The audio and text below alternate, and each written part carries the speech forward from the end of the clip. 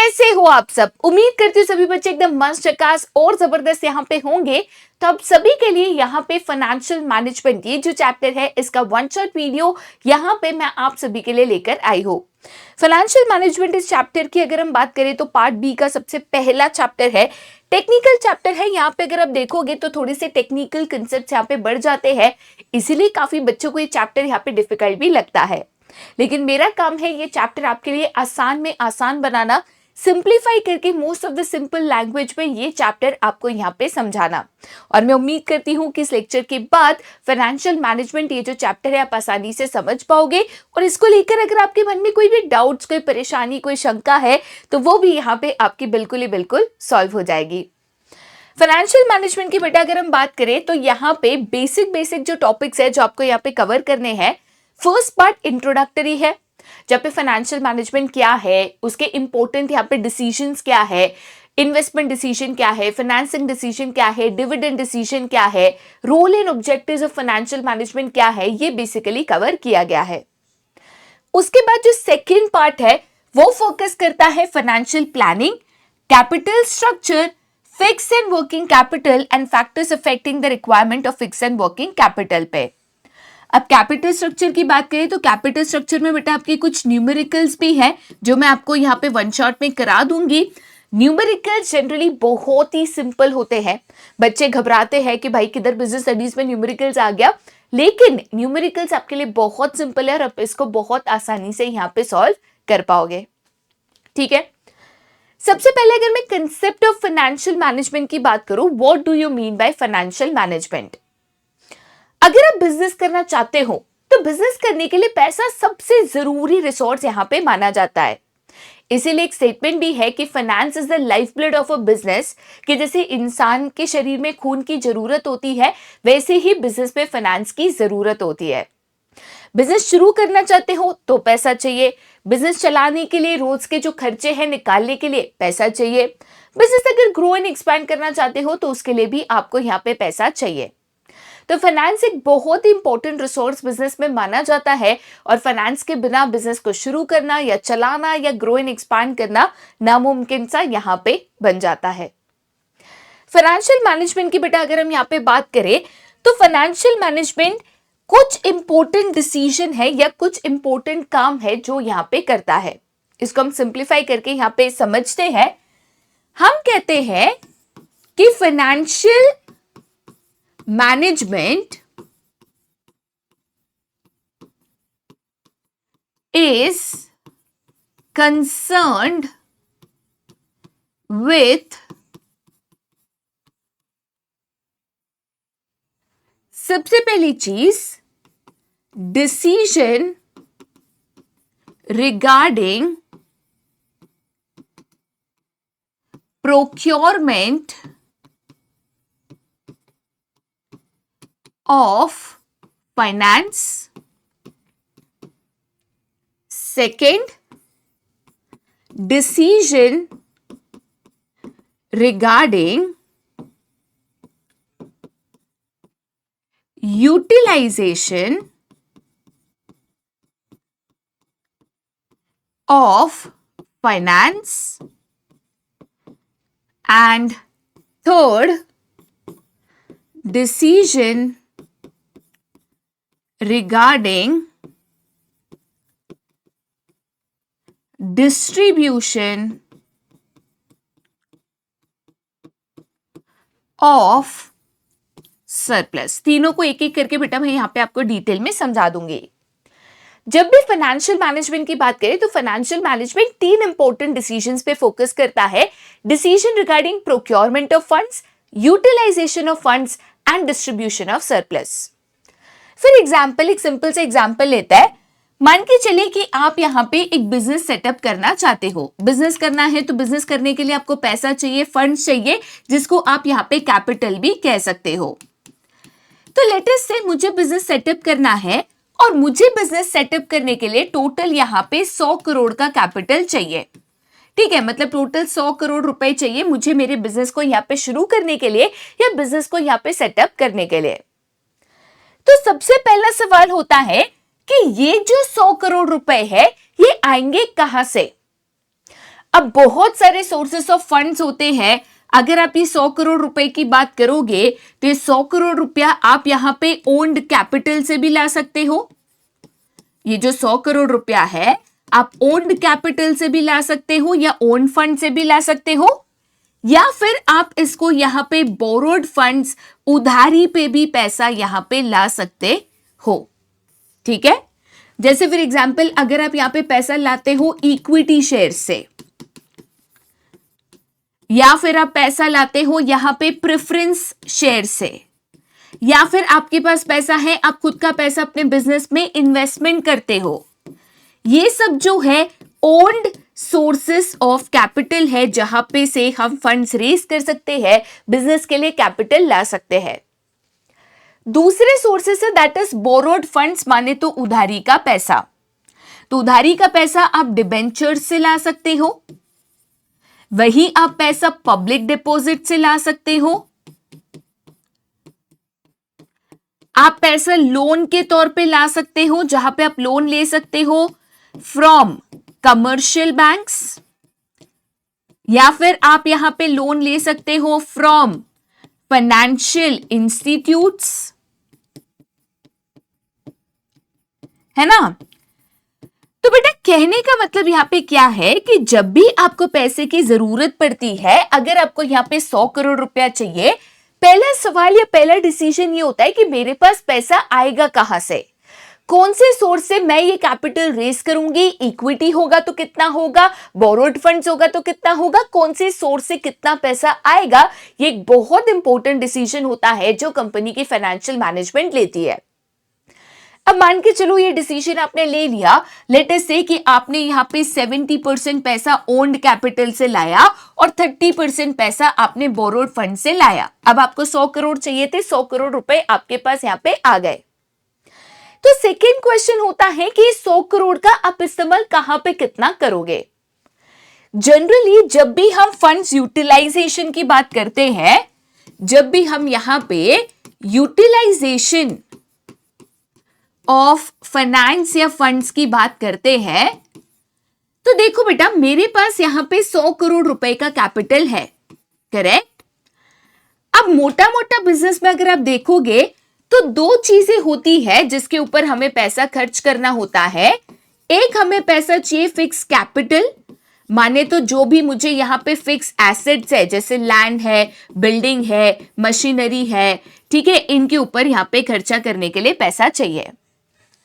दूसरा मुझे पैसा चाहिए एज वर्किंग कैपिटल, जहां पे बिजनेस चलाने के लिए जो बिजनेस के ऑपरेटिंग एक्सपेंसेस होते हैं, डेली के खर्चे होते हैं, लोगों की सैलरी देनी है, बिजली का बिल भरना है, इन चीजों के लिए मुझे यहां पे पैसा चाहिए। ज्यादा इंपॉर्टेंट डिसीजन होता है कि आपके जो फिक्स एसेट्स है या फिक्स कैपिटल है, इसके पीछे आप कितना यहां पे खर्च करोगे, क्योंकि एक तो फिक्स एसेट्स आते हैं बड़े महंगे, जैसे जमीन लेनी है, बिल्डिंग बांधनी है, मशीनरी लाना है, तो इसके ऊपर खर्चे ज्यादा होता है। प्लस ये खर्चा आप लंबे समय के लिए कर रहे हो, आने वाले 5-10 साल के बारे में सोच के कर रहे हो। तो इसीलिए डिसीजन लेना कि मेरे पास जो 100 करोड़ रुपया है, मैं फिक्स कैपिटल कितना यूज करूंगी, वर्किंग कैपिटल कितना रखूंगी, कहां पे कितना पैसा यूज करूंगी, ये भी एक इंपॉर्टेंट डिसीजन होता है जो कंपनी की फाइनेंशियल मैनेजमेंट लेती है। चलिए ठीक है, आपके पास यहाँ पे 100 करोड़ रुपए है, आपने वो फंड्स कहां से आने हैं डिसाइड किया, फिर वो कहां पे इस्तेमाल होने हैं, यूटिलाइज होने हैं, वो आपने इस्तेमाल किया। अब आता है third and an important decision, जो कि है decision regarding distribution of surplus. ठीक है, मान के चलिए कि आपने बहुत ही बढ़िया डिसीजन लिया, आपका बिजनेस बहुत अच्छे से चल रहा है, एंड पहले ही साल में, फर्स्ट ईयर में ही आपने यहां पे प्रॉफिट्स अर्न किया, आपने मुनाफा कमाया। ठीक है, कितने का मुनाफा कमाया, तो हम एक एग्जांपल लेते हैं। मान के चलो पहले साल में आपने यहां पे 5 करोड़ रुपीस जो है उतना मुनाफा यहां पे कमाया, उतना आपने प्रॉफिट जनरेट किया। अब क्वेश्चन ये आता है कि प्रॉफिट का क्या करें। जनरली देखा जाए जो भी कंपनी का प्रॉफिट होता है, यहां पे मैं बात कर रही हूं एक जॉइंट स्टॉक कंपनी की, ये पूरा प्रॉफिट जो है it is distributed among share holders. ठीक है, जो भी हमारा ये पूरा प्रॉफिट होता है, हम ये प्रॉफिट शेयर होल्डर्स में बांटते हैं, डिस्ट्रीब्यूट करते हैं, क्योंकि टेक्निकली शेयर होल्डर्स मतलब कंपनी के मालिक। तो जो भी मुनाफा होता है वो मालिकों में ही बंटता है। तो मैंने जितना भी कमाया, मुझे ये प्रॉफिट शेयर होल्डर्स में डिस्ट्रीब्यूट करना है, शेयर होल्डर्स में मुझे यहां पे डिवाइड करना है इन द फॉर्म ऑफ डिविडेंड। लेकिन क्वेश्चन ये आता है कि मान के चलिए ये हमारा 5 करोड़ रुपया यहां पे प्रॉफिट है, ये पूरा 5 करोड़ यहां पे हमारा प्रॉफिट है। अब ये पूरा प्रॉफिट मैं डिविडेंड के तौर पे दे दूं, या फिर मैं काम करूं, यहां पे मेरा जो भी प्रॉफिट है, प्रॉफिट का जो 1/4 हिस्सा है, 25% ऑफ द प्रॉफिट है, 1/4 हिस्सा है, ये हिस्सा जो है मैं साइड में रख देती हूं एज रिजर्व्स, कि भाई मैं ये सोच के चलती हूं आज तो कंपनी ने मुनाफा कमाया, फ्यूचर में अगर नहीं कमाया तो कल उठ के अगर मेरे को पैसा चाहिए एक्सपांशन करने के लिए, बिजनेस ग्रो करने के लिए, तो मेरे पास पैसा कहां से आएगा? तो मैं 25% जो है रिजर्व्स रख देती हूं, जो भी बाकी का पैसा मेरा यहां पे बच गया, जो 75% है, ये पैसा जो है मैं डिस्ट्रीब्यूट कर देती हूं as dividends among the shareholders. ठीक है, तो ये डिसीजन लेना कि अगर बिजनेस कल उठ के प्रॉफिट कमाता है तो क्या पूरा प्रॉफिट मैं शेयर होल्डर्स को डिस्ट्रीब्यूट करूंगी, थोड़ा पैसा साइड में रखूंगी, बाकी का डिस्ट्रीब्यूट करूंगी, कितना रिजर्व्स होगा, कितना डिविडेंड दूंगी, ये डिसीजन लेना, इसको हम कहते हैं decision regarding the distribution of surplus. और ये तीनों डिसीजन लेना ही फाइनेंशियल मैनेजमेंट का मेन काम होता है। फाइनेंशियल मैनेजमेंट इसीलिए यहां पे कंपनी में बनाया जाता है। ठीक है, चलिए आगे बढ़ते हैं। एक बार अगर आप फाइनेंशियल मैनेजमेंट का बेसिक कंसेप्ट समझ गए तो आगे की क्वेश्चन समझना आपके लिए थोड़ा सा आसान हो जाएगा। फाइनेंशियल मैनेजमेंट का बेटा एक डेफिनेशन है जो हॉवर्ड एंड अपटॉन ने यहां पे दिया था। उन्होंने कहा था कि financial management involves the application of general management principles to particular financial operations. मतलब मैनेजमेंट के जो प्रिंसिपल्स है उसको जब आप कंपनी के फाइनेंशियल डिसीजंस लेते हो, पैसों को लेकर डिसीजंस लेते हो, इन डिसीजंस के ऊपर जब आप ये प्रिंसिपल्स अपनाते हो तो इसी को हम फाइनेंशियल मैनेजमेंट कहते हैं। ठीक है, चलिए सबसे पहला क्वेश्चन हम यहाँ पे करते हैं, that is the role of financial management. कि भाई कंपनी के जो फाइनेंशियल मैनेजमेंट होती है, जो पैसों को लेकर या फाइनेंस को लेकर इंपॉर्टेंट डिसीजंस लेती है, वो क्या क्या रोल या फंक्शंस यहाँ पे प्ले करती है। सबसे पहले अगर हम फाइनेंशियल मैनेजमेंट की बात करें तो फाइनेंशियल मैनेजमेंट का सबसे पहला और इंपॉर्टेंट डिसीजन होता है that is size and composition of fix assets. Size and composition of fix assets का मतलब यहाँ पे क्या है, तो सबसे पहला डिसीजन होता है कि मेरा फिक्स एसेट इन्वेस्टमेंट कितना होगा। कंपनी के जो भी फिक्स एसेट्स है, लैंड है, बिल्डिंग है, मशीनरी है, फर्नीचर है, फिक्सचर्स है, फिक्स एसेट के ऊपर मैं कितना यहां पे इन्वेस्टमेंट करूंगी। फॉर एग्जाम्पल मैं कहती हूं कि 100 करोड़ रुपए में से 30 करोड़ रुपए जो है वो मैं फिक्स एसेट्स में लगाऊंगी, फिक्स एसेट्स में यहां पे इन्वेस्टमेंट करूंगी। देन आता है second, that is the composition of fixed assets. क्या है? Composition of fixed assets. ठीक है, तो कंपोजिशन ऑफ फिक्स एसेट्स की बात करूं तो चलो मैंने 30 करोड़ रुपए जो है ये मैंने फिक्स एसेट्स पे लगा दिए, बट किस पे कितना पैसा लगाया। जैसे फॉर एग्जांपल मैंने कहा कि मेरी जो लैंड है, जमीन है, इसके पीछे मैंने 15 करोड़ रुपए यहां पे खर्च किए। फिर वो जमीन पे फैक्ट्री की बिल्डिंग बनानी थी, बिल्डिंग बनाने के पीछे मैंने यहां पे 5 करोड़ रुपए खर्च किए, राइट। जो कंपनी में मशीनरी आई, फैक्ट्री में जो भी मशीनरी लगी, उसके ऊपर मैंने दूसरे 5 करोड़ रुपए खर्च किए। एंड जो फर्नीचर्स एंड फिक्सचर्स हमने इस फैक्ट्री में लगाया, उस फर्नीचर और फिक्सचर्स के ऊपर भी हमने अलग से 5 करोड़ रुपए जो है यहाँ पे इन्वेस्टमेंट किए। तो जो 30 करोड़ रुपए मैंने यहाँ पे फिक्स एसेट पे लगाए, that is the size of fix asset. और किस पे कितना खर्चा किया, that is the composition of fix assets. ये दोनों डिसीजन कंपनी की फाइनेंशियल मैनेजमेंट यहां पे लेती है। Okay, next that is size and composition of current assets as well. आपका स्टॉक है या इन्वेंट्री ऑफ गुड्स है, बिल्स रिसीवेबल है, आपका कैश इन हैंड है, कैश एट बैंक है, इसको हम कहते हैं current assets. Again current assets पे कितना पैसा लगाओगे, कौन से करंट एसेट में कितना इन्वेस्टमेंट करोगे, साइज एंड कंपोजिशन यहां पे डिसाइड करना, जैसे आपने फिक्स एसेट्स के लिए किया था। नेक्स्ट पॉइंट है amount of long term and short term funds. अब मैं आपको एक एग्जांपल देती हूं। फॉर एग्जांपल मान के चलो कि आपके पास यहां पे टोटल फंड्स है 10 करोड़ रुपए, ठीक है। अब इस 10 करोड़ रुपए में से आपके जो लॉन्ग टर्म फंड्स है जो आपने रेस किए हैं for a longer period of time, और जो आपके शॉर्ट टर्म फंड्स है जो आपने रेस किए हैं फॉर अ ईयर और लेस, वो कितना है। फॉर एग्जाम्पल अब जो भी पैसा यहां पे इक्विटी शेयर से लेकर आए, या जो भी पैसा आप अगर यहां पे प्रेफरेंस शेयर से लेकर आए, ये जो है sources of long term funds है कि प्रेफरेंस शेयर्स और इक्विटी शेयर से जो भी पैसा आया, ये आप कंपनी में लंबे समय के लिए जब तक कंपनी है तब तक इस्तेमाल कर सकते हो। ऐसा नहीं कि 6 महीने में लौटाना है, 1 साल में लौटाना है, ऐसा नहीं होता। वही जो पैसा अगर यहां पे आपका आता है पब्लिक डिपॉजिट से, या फिर आपका जो पैसा आता है इन the form of short term loans, तो ये short term sources of funds है, 1 साल या उसके अंदर आपको ये पैसा लौटाना पड़ता है, करेक्ट। तो 10 करोड़ में से आपके लॉन्ग टर्म फंड्स कितने हैं और आपके शॉर्ट टर्म फंड्स कितने हैं। फॉर एग्जाम्पल अगर मैं कहती हूं कि इसमें से 7 करोड़ रुपए जो है वो लॉन्ग टर्म फंड्स है एंड 3 करोड़ रुपए जो है यहां पे आपके शॉर्ट टर्म फंड्स है, ये यहां पे डिसाइड करना, करेक्ट। नेक्स्ट इंपॉर्टेंट डिसीजन है that is breakup of long term financing into debt and equity. Okay, अब डेट एंड इक्विटी अगर हम बात करें तो एक चीज को यहां पे समझो। फॉर एग्जाम्पल मैंने कहा कि 7 करोड़ रुपए जो है ये हम लेकर आए एज लॉन्ग टर्म फाइनेंस, ठीक है, मतलब ऐसा पैसा जो कंपनी में लंबे समय के लिए यूज होगा, 5, 10, 15 साल के लिए आप यहां पे यूज कर पाओगे।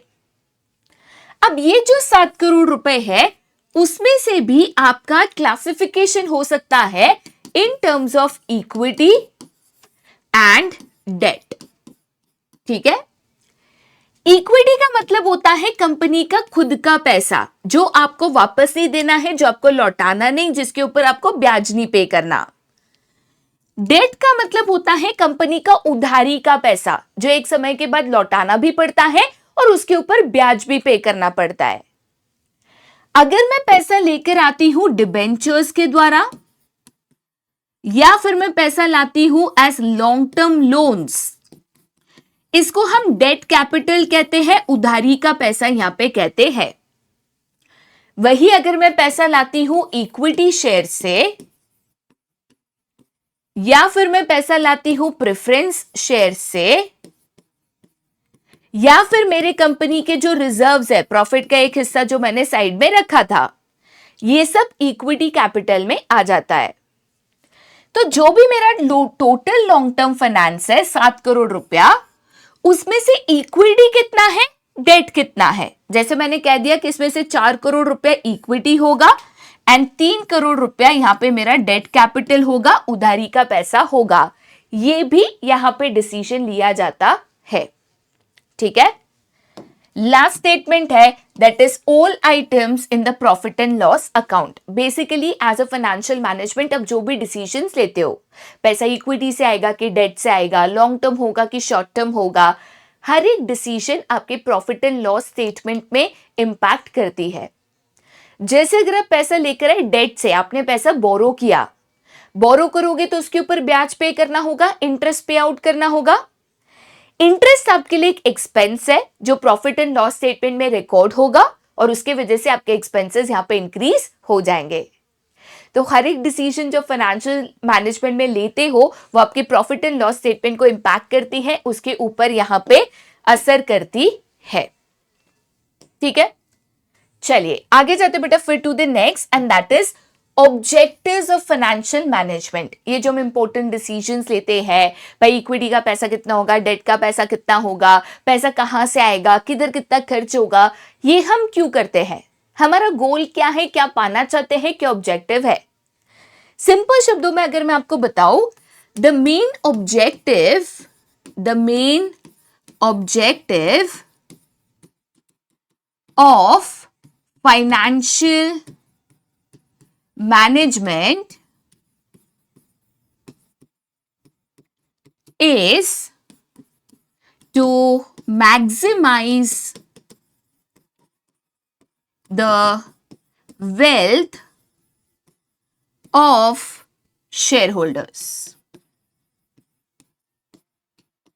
ठीक है, अगर बहुत ही सिंपल शब्दों में आपको मैं बताऊं तो फाइनेंशियल मैनेजमेंट का मेन एम या ऑब्जेक्टिव होता है कि हमारी कंपनी के जो ओनर्स है, मतलब शेयर होल्डर्स है, उनकी वेल्थ को मैक्सिमाइज करे। वेल्थ कैसे मैक्सिमाइज होती है या उनको बेनिफिट कब मिलता है, तो वेल्थ मैक्सिमाइजेशन की बात करें तो वो दो चीजों पे फोकस करता है। एक, increasing the market price of shares, and दूसरा, इंक्रीजिंग द अर्निंग्स पर शेयर, जिसको हम यहां पे ईपीएस भी कहते हैं। फाइनेंशियल मैनेजमेंट का कोई भी डिसीजन हो, वो मेन फोकस करता है कि मेरे शेयर होल्डर्स को यहां पे बेनिफिट मिले। शेयर होल्डर्स को कब बेनिफिट मिलता है, दो तरीके से बेनिफिट मिलता है। एक, उनको बेनिफिट मिलता है जब उनके शेयर्स की मार्केट प्राइस इंक्रीज होती है। फॉर एग्जाम्पल, मान के चलो आपकी शेयर की कीमत थी यहाँ पे 100 रुपया, आपकी कंपनी ने अच्छा परफॉर्म किया, प्रॉफिट कमाया, अच्छा अर्न किया, अच्छे से यहाँ पे इन्वेस्टमेंट्स किए, शेयर की प्राइस बढ़कर हो गई 120 रुपया, तो ऑब्वियसली उनका बेनिफिट है, उनके शेयर्स की कीमत मार्केट में बढ़ गई, वो ज्यादा कमा पाएंगे, ज्यादा मुनाफा अर्न कर पाएंगे। सेकेंड, उनका बेनिफिट होता है जब उनका अर्निंग पर शेयर बढ़ता है, उनका डिविडेंड पे आउट यहां पे बढ़ता है। लास्ट ईयर कंपनी ने उनको 1 रुपया पर शेयर डिविडेंड दिया था, इस साल कंपनी ने उनको 1 रुपया 80 पैसा पर शेयर यहां पे डिविडेंड दिया, तो उनकी ही अर्निंग्स यहां पे बढ़ गई, राइट। तो main focus of financial management की अगर हम बात करें तो मेन फोकस एक ही होता है, that is the maximisation of wealth of equity shareholders और मैक्सिमाइजेशन ऑफ वेल्थ, राइट। यही इसके पीछे बहुत ही सिंपल सा कंसेप्ट है कि भाई वो हमारे ओनर्स है, तो हमें कोई भी डिसीजन लेना है तो उसमें ओनर का फायदा, ओनर का बेनिफिट देखते हुए यहां पे हमारा डिसीजन लेना है, ठीक है। उसके अलावा भी अदर ऑब्जेक्टिव्स हो सकते हैं, जैसे फॉर एग्जांपल प्रॉपर इन्वेस्टमेंट्स करना, पैसे को एफिशिएंटली यूज करना, वेस्टेज ना करना, ओवर यूटिलाइज ना करना, ठीक है, इंश्योर करना कि काम करने के लिए जब भी हमें पैसे चाहिए हमारे पास अवेलेबल हो, एंड सो ऑन, ठीक है। चलिए आगे जाते बेटा टू द नेक्स्ट क्वेश्चन, जो कि है आपका यहां पे फाइनेंशियल डिसीजंस। जैसे मैंने आपको बताया कि कंपनी या फाइनेंशियल मैनेजमेंट 3 इंपॉर्टेंट डिसीजंस के ऊपर यहां पे फोकस करती है। Investment decision, financing decision and dividend decision. Investment decision, जिसका दूसरा नाम है capital budgeting decision, main focus होता है कि मेरे जो भी एसेट्स है उसके ऊपर मैं कितना इन्वेस्टमेंट करूंगी। ज्यादा फोकस फिक्स एसेट के इन्वेस्टमेंट के ऊपर होता है, क्यों, आगे हम यहां पे पढ़ेंगे, ठीक है। तो सबसे पहले हम यहाँ पे इन्वेस्टमेंट डिसीजंस देखते हैं। बेटा इन्वेस्टमेंट डिसीजंस को ही कैपिटल बजटिंग डिसीजन भी कहा जाता है, ये दोनों वन एंड द सेम है। एग्जाम में कंफ्यूजन क्रिएट करने के लिए आपको पूछ सकते हैं कि कैपिटल बजटिंग डिसीजन के फैक्टर्स अफेक्टिंग बताइए, आपका आंसर यहां पे सेम होगा, राइट। तो इन्वेस्टमेंट डिसीजन की अगर हम बात करें तो यहाँ पे हमारा जो मेन डिसीजन होता है कि भाई हम लॉन्ग टर्म और शॉर्ट टर्म इन्वेस्टमेंट्स कितना करेंगे, किस पे करेंगे, कितना अमाउंट यहाँ पे हम करेंगे। अब उसमें ज्यादा इंपॉर्टेंट होता है जो आप पैसा इन्वेस्ट कर रहे हो फिक्स एसेट्स पे, जैसे लैंड है, बिल्डिंग है, मशीनरी है, फर्नीचर है, फिक्सचर्स है। आप फिक्स एसेट्स पे जो डिसीजन कर रहे हो या इन्वेस्टमेंट्स कर रहे हो वो ज्यादा इंपॉर्टेंट होता है। ऐसा क्यों? सबसे पहले जो भी पैसा फिक्स एसेट पे लगाते हो वो कंपनी के लॉन्ग टर्म जो ग्रोथ है कि कंपनी फ्यूचर में कितनी ग्रो करेगी, कितनी आगे बढ़ेगी, कितनी एक्सपैंड करेगी, ये इंपैक्ट करता है। अगर आपका डिसीजन गलत हो गया तो कंपनी को लॉन्ग टर्म में वो इंपैक्ट कर सकता है, कंपनी की सक्सेस को इंपैक्ट कर सकता है। दूसरी चीज, large amount of funds are involved.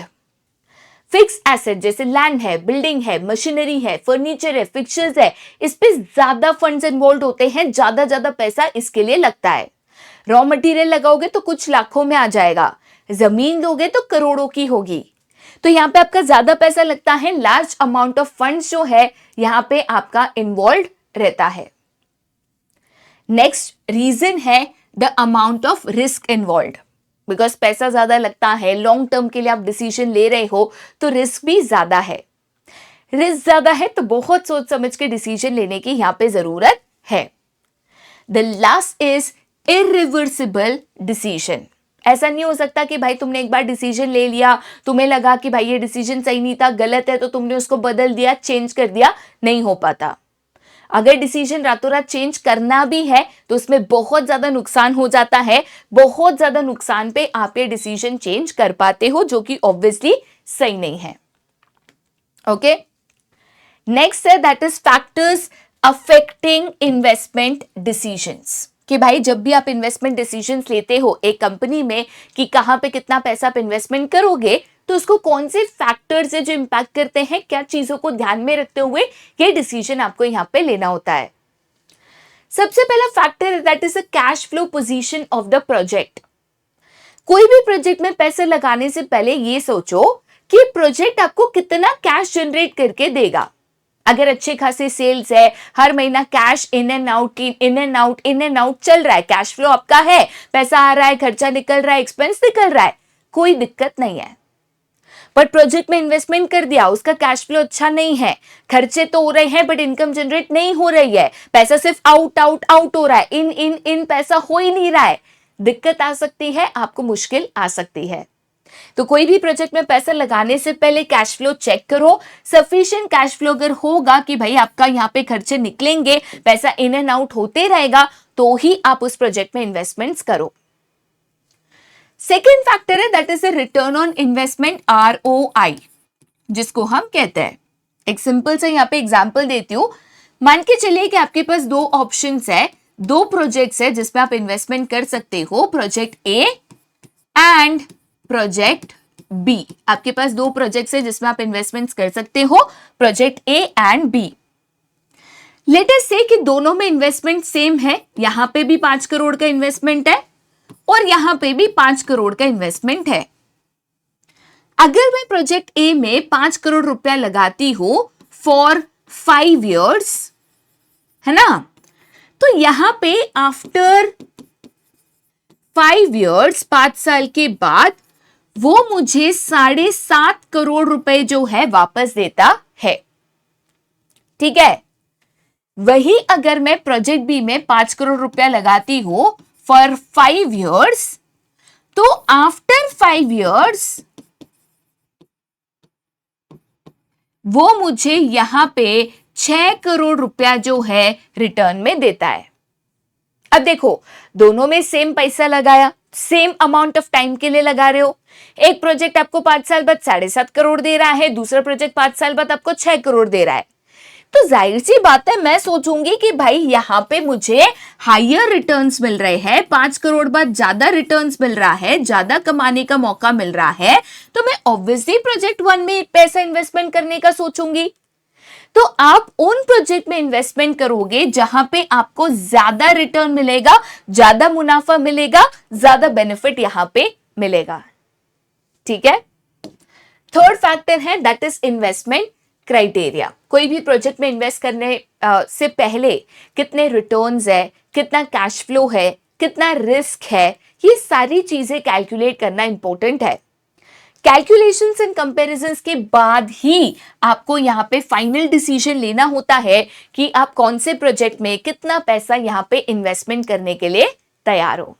तो इसी को हम कहते हैं इन्वेस्टमेंट डिसीजन या तो कैपिटल बजटिंग डिसीजन। ठीक है, नेक्स्ट डिसीजन है that is known as your financial decision, या तो आप इसको यहां पे फाइनेंसिंग डिसीजन भी कहते हो। फाइनेंसिंग डिसीजन जो है उसका मेन फोकस होता है on the sources of funds, कि मुझे बिजनेस करना है, बिजनेस करने के लिए मुझे पैसा चाहिए, तो मेरा पैसा आएगा कहां से। मेनली दो सोर्सेस ऑफ फंड्स होते हैं, owned funds and borrowed funds.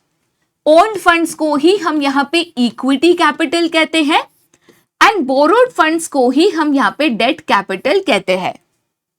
तो financing decision sources of funds के ऊपर फोकस करता है कि पैसा इक्विटी से आएगा या डेट से आएगा, और ये डिपेंड करता है कुछ फैक्टर्स पे, जैसे कि फॉर एग्जांपल सबसे पहला फैक्टर है that is the cost. Okay, cost को कंपेयर करना कि मुझे कहां से ज्यादा सस्ता पैसा मिलेगा। अब जनरली अगर आप देखोगे तो डेट आपको सस्ता पड़ता है as compare to equity.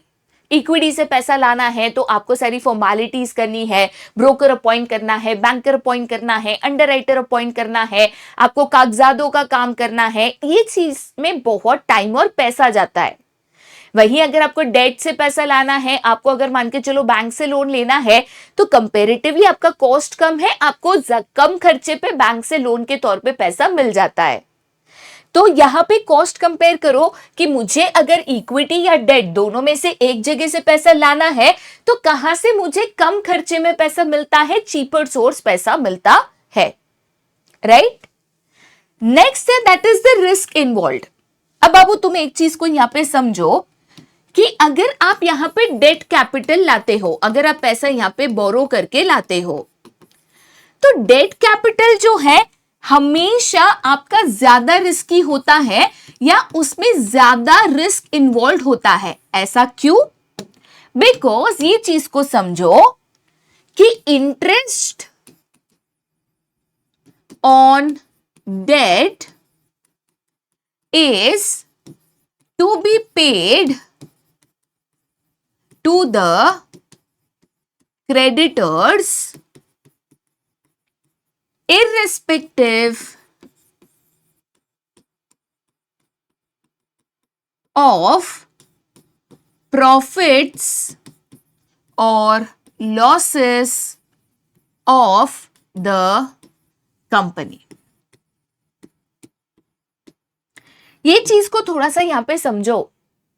Share holders को हम डिविडेंड देते हैं, लेकिन डिविडेंड कब देते हैं? जब मुनाफा कमाया, प्रॉफिट हुआ तो डिविडेंड देंगे, नहीं हुआ तो नहीं देंगे। लेकिन अगर हमने कर्जा करके पैसा लाया तो उसके ऊपर इंटरेस्ट पे करना जरूरी है। प्रॉफिट हो तो भी इंटरेस्ट देना है, लॉस में भी बिजनेस गया तो भी आपको इंटरेस्ट देना है। ऐसा नहीं कि भाई बिजनेस नुकसान में चल रहा है आप इंटरेस्ट नहीं दोगे तो चलेगा। डेट पे इंटरेस्ट पे करना मैंडेटरी है। तो भाई रिस्क भी यहां पे चेक करो, रिस्क जो है वो डेट कैपिटल में ज्यादा होता है। तो अगर आप रिस्क लेने तैयार हो तो ठीक है, आप डेट से पैसा ला सकते हो, बट रिस्क लेने तैयार नहीं हो तो आप यहां पे इक्विटी के द्वारा पैसा लेकर आ जाओगे। ठीक है। The third is the cash flow position of the company. बाबू तुम्हारा बिजनेस एकदम बढ़िया चल रहा है, कैश इन एंड आउट हो रहा है, खर्चा हो रहा है, इनकम आ रही है, खर्चा हो रहा है, इनकम आ रहा है, सारा तुम्हारा खर्चा यहां पे पैसे से चल जा रहा है। कैश फ्लो पोजीशन अच्छी है, बिक रही है चीजें, तुम कमा रहे हो, फिर भी डेट ले सकते हो, कर्जा ले सकते हो कि भाई हम कमा रहे हैं उसमें से हम ब्याज पे कर देंगे। लेकिन नया नया बिजनेस है, तुम्हारा कैश फ्लो इतना ज्यादा नहीं है, तुम्हारे खर्चे हैं बट अभी तक चीजें अगर नहीं बिक रही है तो ऐसे केस में तुम अपना इंटरेस्ट पे आउट कैसे करोगे? तो बेटा कैश फ्लो पोजीशन भी काफी ज्यादा यहाँ पे इंपॉर्टेंट होती है। ऑर्गेनाइजेशन का कैश फ्लो समझना बहुत ही इंपॉर्टेंट है, तब जाकर आप प्रॉपर्ली चूज कर पाओगे कि आपको यहाँ पे पैसा इक्विटी से लाना है कि पैसा आपको यहाँ पे डेट से लाना है। ठीक है। नेक्स्ट है that is the control consideration. बेटा कोई भी कंपनी में अगर हम कंट्रोल या तो डिसीजन मेकिंग या तो अथॉरिटी की बात करें तो बिजनेस में डिसीजन मेकिंग किसकी होती है या कंट्रोल किसके हाथ में होता है? तो वो होता है इक्विटी शेयर होल्डर्स के हाथ में। इक्विटी शेयर होल्डर्स कंपनी के रियल ओनर्स है। कंपनी के जो भी इंपॉर्टेंट डिसीजंस है वोटिंग के द्वारा इक्विटी शेयर होल्डर्स यहां पे लेते हैं। अब जितने शेयर होल्डर्स बढ़ते जाएंगे उतना कंट्रोल कम होते जाएगा।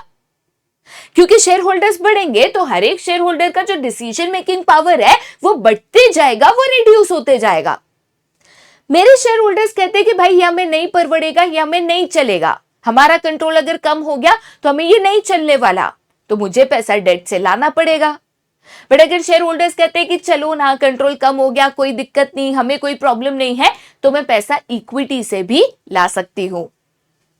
ठीक है, नेक्स्ट है that is the flotation cost.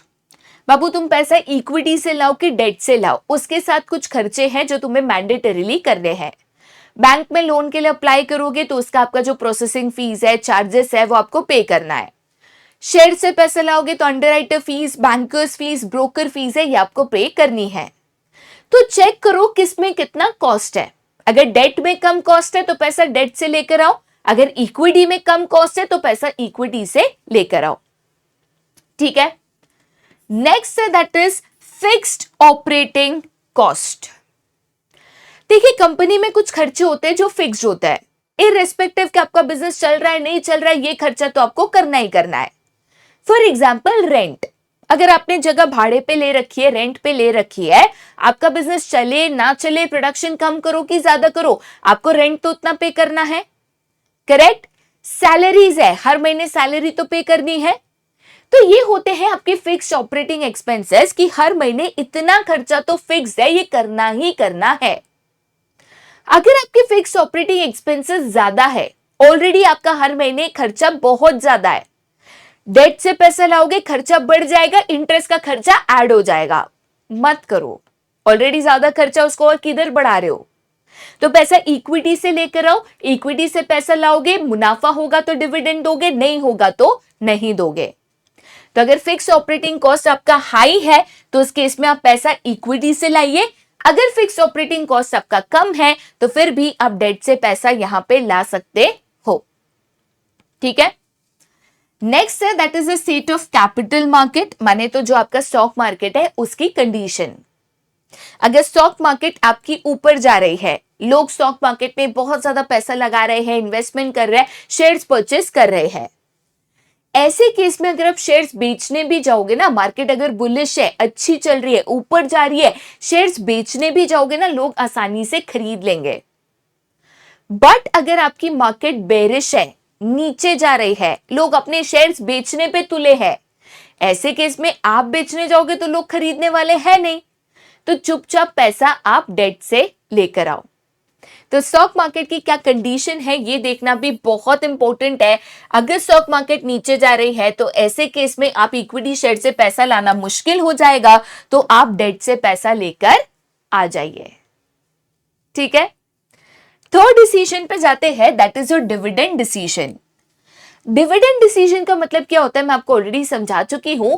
Dividend decision कहता है कि अगर कंपनी यहां पे मुनाफा कमाती है तो पूरा का पूरा मुनाफा मुझे शेयर होल्डर्स में बांटना है इन द फॉर्म ऑफ डिविडेंड, या उसका एक हिस्सा मैं यहां पे साइड में रखूंगी in the form of reserves, जिसको हम यहां पे retained earnings, reserves, flowing back of surplus भी कह सकते हैं।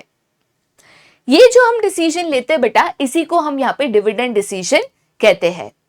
आप कितना पैसा डिस्ट्रीब्यूट करोगे, कितना पैसा साइड में रखोगे, ये डिपेंड करता है कुछ फैक्टर्स के ऊपर। जैसे आपका सबसे पहला फैक्टर है that is the earnings of the company. देखो बेटा, अगर आपकी कंपनी की अर्निंग्स बहुत ज्यादा हुई है, काफी ज्यादा आपने पैसा यहाँ पे कमाया है, तो थोड़ा सा हिस्सा रिजर्व्स के तौर पे रखोगे भी ना तो लोग आपको कुछ नहीं बोलेंगे। अब आपकी आमदनी है 98, उसमें से भी आपने आधा पैसा रिजर्व में रख दिया, तो शेयर होल्डर्स को डिविडेंड के दाम पे क्या दोगे, चवन्नी भी नहीं दे पाओगे भाई। तो ऐसा नहीं होना चाहिए। तो अगर अर्निंग ज्यादा है तो आप थोड़ा पैसा साइड में रखो इन द फॉर्म ऑफ रिजर्व्स, कोई दिक्कत नहीं है। बट अर्निंग्स कम हुई है तो आपको ज्यादा डिविडेंड डिक्लेयर कर देना चाहिए, क्योंकि आपके पास साइड में पैसा रखने के लिए एक्स्ट्रा पैसा ही बेसिकली नहीं है। ओके, ठीक है, आगे जाते बेटा फिर टू द नेक्स्ट। अच्छा, इसका और एक इंपॉर्टेंट यहाँ पे कंसेप्ट मैं आपको समझा देती हूं। जनरली अर्निंग्स कंसेप्ट ये भी समझाता है कि फॉर एग्जाम्पल मान के चलो कोई एक कंपनी है, एक सिंपल से एग्जाम्पल देती हूं, ठीक है। लेट अस से दो कंपनीज है, company A and company B. ठीक है, अब कंपनी ए की 100 करोड़ रुपए की अर्निंग हुई। कंपनी ए जो है उसकी 100 करोड़ रुपए की अर्निंग्स हुई, 100 करोड़ उसने मुनाफा कमाया। कंपनी बी ने 10 करोड़ रुपया जो है यहां पे मुनाफा कमाया। करेक्ट। अब सिंपल सी बात है, अगर इसने ज्यादा कमाया तो ये ज्यादा डिविडेंड दे सकता है। ज्यादा कमाओगे तो ज्यादा डिविडेंड आप दे पाओगे। वही कंपनी बी ने अगर कंपैरेटिवली कम कमाया, 10% कमाया, तो उस केस में वो कम डिविडेंड दे पाएगा, लोअर डिविडेंड देगा, क्योंकि उसके पास ज्यादा मुनाफा ही नहीं है। तो ये चीज भी आप यहां पे समझो, ज्यादा कमाएगी तो कंपनी ज्यादा डिविडेंड देगी, कम कमाएगी तो कंपनी यहां पे आपकी कम डिविडेंड देगी। ठीक है, next that is the stability of earnings. ठीक है, स्टेबिलिटी ऑफ अर्निंग्स का मतलब क्या होता है, इसका मैं एक एग्जांपल लेके आपको यहां पे समझा देती हूं। जब मैं स्टेबिलिटी ऑफ अर्निंग्स की बात करती हूं तो लेट अस से फॉर एग्जांपल अगेन दो कंपनीज है, कंपनी ए है एंड कंपनी बी है। ठीक है, अब 2021 में कंपनी ए ने 10 करोड़ कमाया, 2022 में कंपनी ने 10.2 करोड़ कमाया, 2023 में कंपनी ने 10.1 करोड़ कमाया, 2024 में कंपनी ने 10 करोड़ वापस कमाया एंड 2025 में कंपनी ने 10.1 करोड़ कमाया। तो इसको हम यहां पे कहते हैं स्टेबल अर्निंग्स, के हर साल जो है कंपनी 10 करोड़ के करीबन यहां पे कमाती है। करेक्ट। वही कंपनी बी का एग्जांपल लेता है। कंपनी बी ने 2021 में यहां पे 10 करोड़ कमाया, 2022 में उसने यहां पे 1.5 करोड़ कमाया, 2023 में कंपनी यहां पे लॉस में चले गई, 2024 में कंपनी ने टोटल 0.8 करोड़ कमाया, 2025 में कंपनी ने 0.5 करोड़ कमाया। तो इसको हम कहते हैं अनस्टेबल अर्निंग्स, कि भाई अर्निंग्स का कोई ठिकाना नहीं है, कभी बहुत ज्यादा है, कभी नुकसान है, कभी कम है। तो मुझे नहीं पता कि 2026 में वो कमाएगी, नहीं कमाएगी, कम कमाएगी कि ज्यादा कमाएगी। जबकि यहाँ पे स्टेबिलिटी है, मुझे पता है कि 10 करोड़ के करीबन हम कमा रहे हैं, 2026 में भी 8-10 करोड़ के करीबन तो हम कम से कम कमा लेंगे। जब भी मेरी अर्निंग स्टेबल होती है ना, तो मुझे फ्यूचर की ज्यादा चिंता नहीं होती। तो उसके लिए मैं हायर डिविडेंड डिक्लेयर कर सकती हूं कि भाई नेक्स्ट ईयर भी हम कमा लेंगे, हमें ज्यादा सोचने की या पैसा रिजर्व रखने की जरूरत नहीं है। बट अगर कंपनी की अनस्टेबल अर्निंग्स है, नेक्स्ट ईयर क्या होगा उसका ठिकाना अगर नहीं है, तो हम लोअर डिविडेंड देंगे, पैसा रिजर्व रखने की कोशिश करेंगे, क्योंकि मुझे नेक्स्ट ईयर की यहां पे अर्निंग गारंटी नहीं है। राइट। तो रेगुलर प्रॉफिट कमाते हो तो आप ज्यादा डिविडेंड दे पाओगे, अगर प्रॉफिट्स रेगुलर नहीं है या स्टेबल नहीं है तो आप ऑब्वियसली यहां पे कम डिविडेंड्स दोगे। ठीक है, नेक्स्ट है that is the cash flow position. Cash flow position की अगर आप यहां पे बात करोगे, अगेन सेम लॉजिक है, कैश फ्लो पोजीशन अच्छा है, इन एंड आउट चल रहा है, आपके खर्चे निकल रहे हैं, तो मुनाफा कम आया तो डिविडेंड के तौर पे देने में दिक्कत नहीं है। लेकिन अगर कैश फ्लो पोजीशन खराब है, एक्सपेंसेस नहीं निकल रहे, चीजें बिक नहीं रही, तो आपको ज्यादा पैसा सेफ्टी के लिए रखना पड़ेगा, रिजर्व्स रखना पड़ेगा, तो आप कम डिविडेंड दोगे और ज्यादा रिजर्व जो है यहां पे रखोगे। ठीक है, नेक्स्ट है दैट इज ग्रोथ अपॉर्चुनिटीज। बाबू अगर कंपनी का फ्यूचर में ग्रो या एक्सपैंड करने का प्लान है, कंपनी ने सोच रखा है कि नेक्स्ट ईयर हम 2 और ब्रांचेस खोलेंगे, एक नई फैक्ट्री खोलेंगे, तो ग्रोथ एंड एक्सपेंशन के लिए पैसा चाहिए। नई फैक्ट्री खोलोगे, नया ब्रांच खोलोगे, तो उसके लिए तुमको पैसा चाहिए। तो अगर ग्रोथ अपॉर्चुनिटीज है, फ्यूचर में कंपनी ने ग्रो होने का सोच रखा है, तो उनको ज्यादा पैसे की जरूरत पड़ेगी, तो ऐसे केस में वो यहाँ पे कम डिविडेंड डिक्लेयर करेगी, ज्यादा पैसा रिजर्व्स के तौर पे रख लेगी। बट अगर कंपनी का कोई भी ग्रोथ का इरादा नहीं है, कंपनी कहती है कि भाई जो चल रहा है, जैसा चल रहा है उतना बस है, तो ऐसे केस में कंपनी पैसा रख के क्या करेगी, तो ज्यादा डिविडेंड्स यहां पे डिक्लेयर कर देगी। Okay, next that is stability of dividend.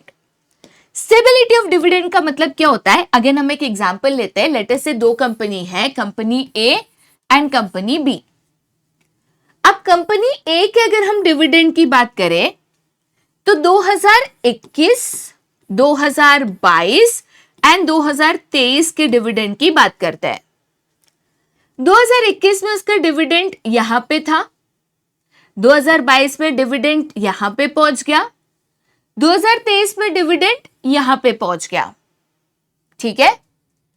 वहीं अगर हम कंपनी बी की बात करें, सेम 3 साल के डिविडेंड का कंपैरिजन करते हैं, 2021, 2022 एंड 2023।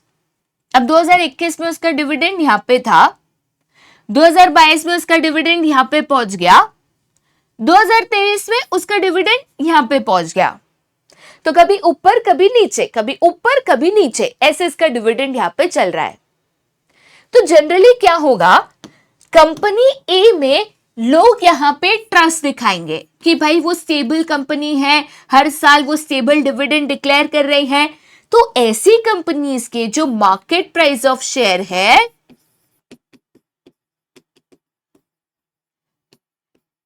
ये मार्केट प्राइस बढ़ जाएगा, क्योंकि लोग इन कंपनीज में इन्वेस्ट करना प्रेफर करेंगे।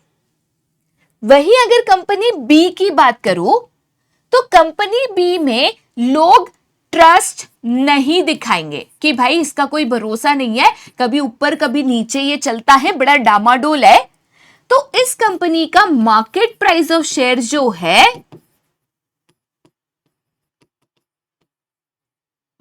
वो यहां पे कम हो जाएगा।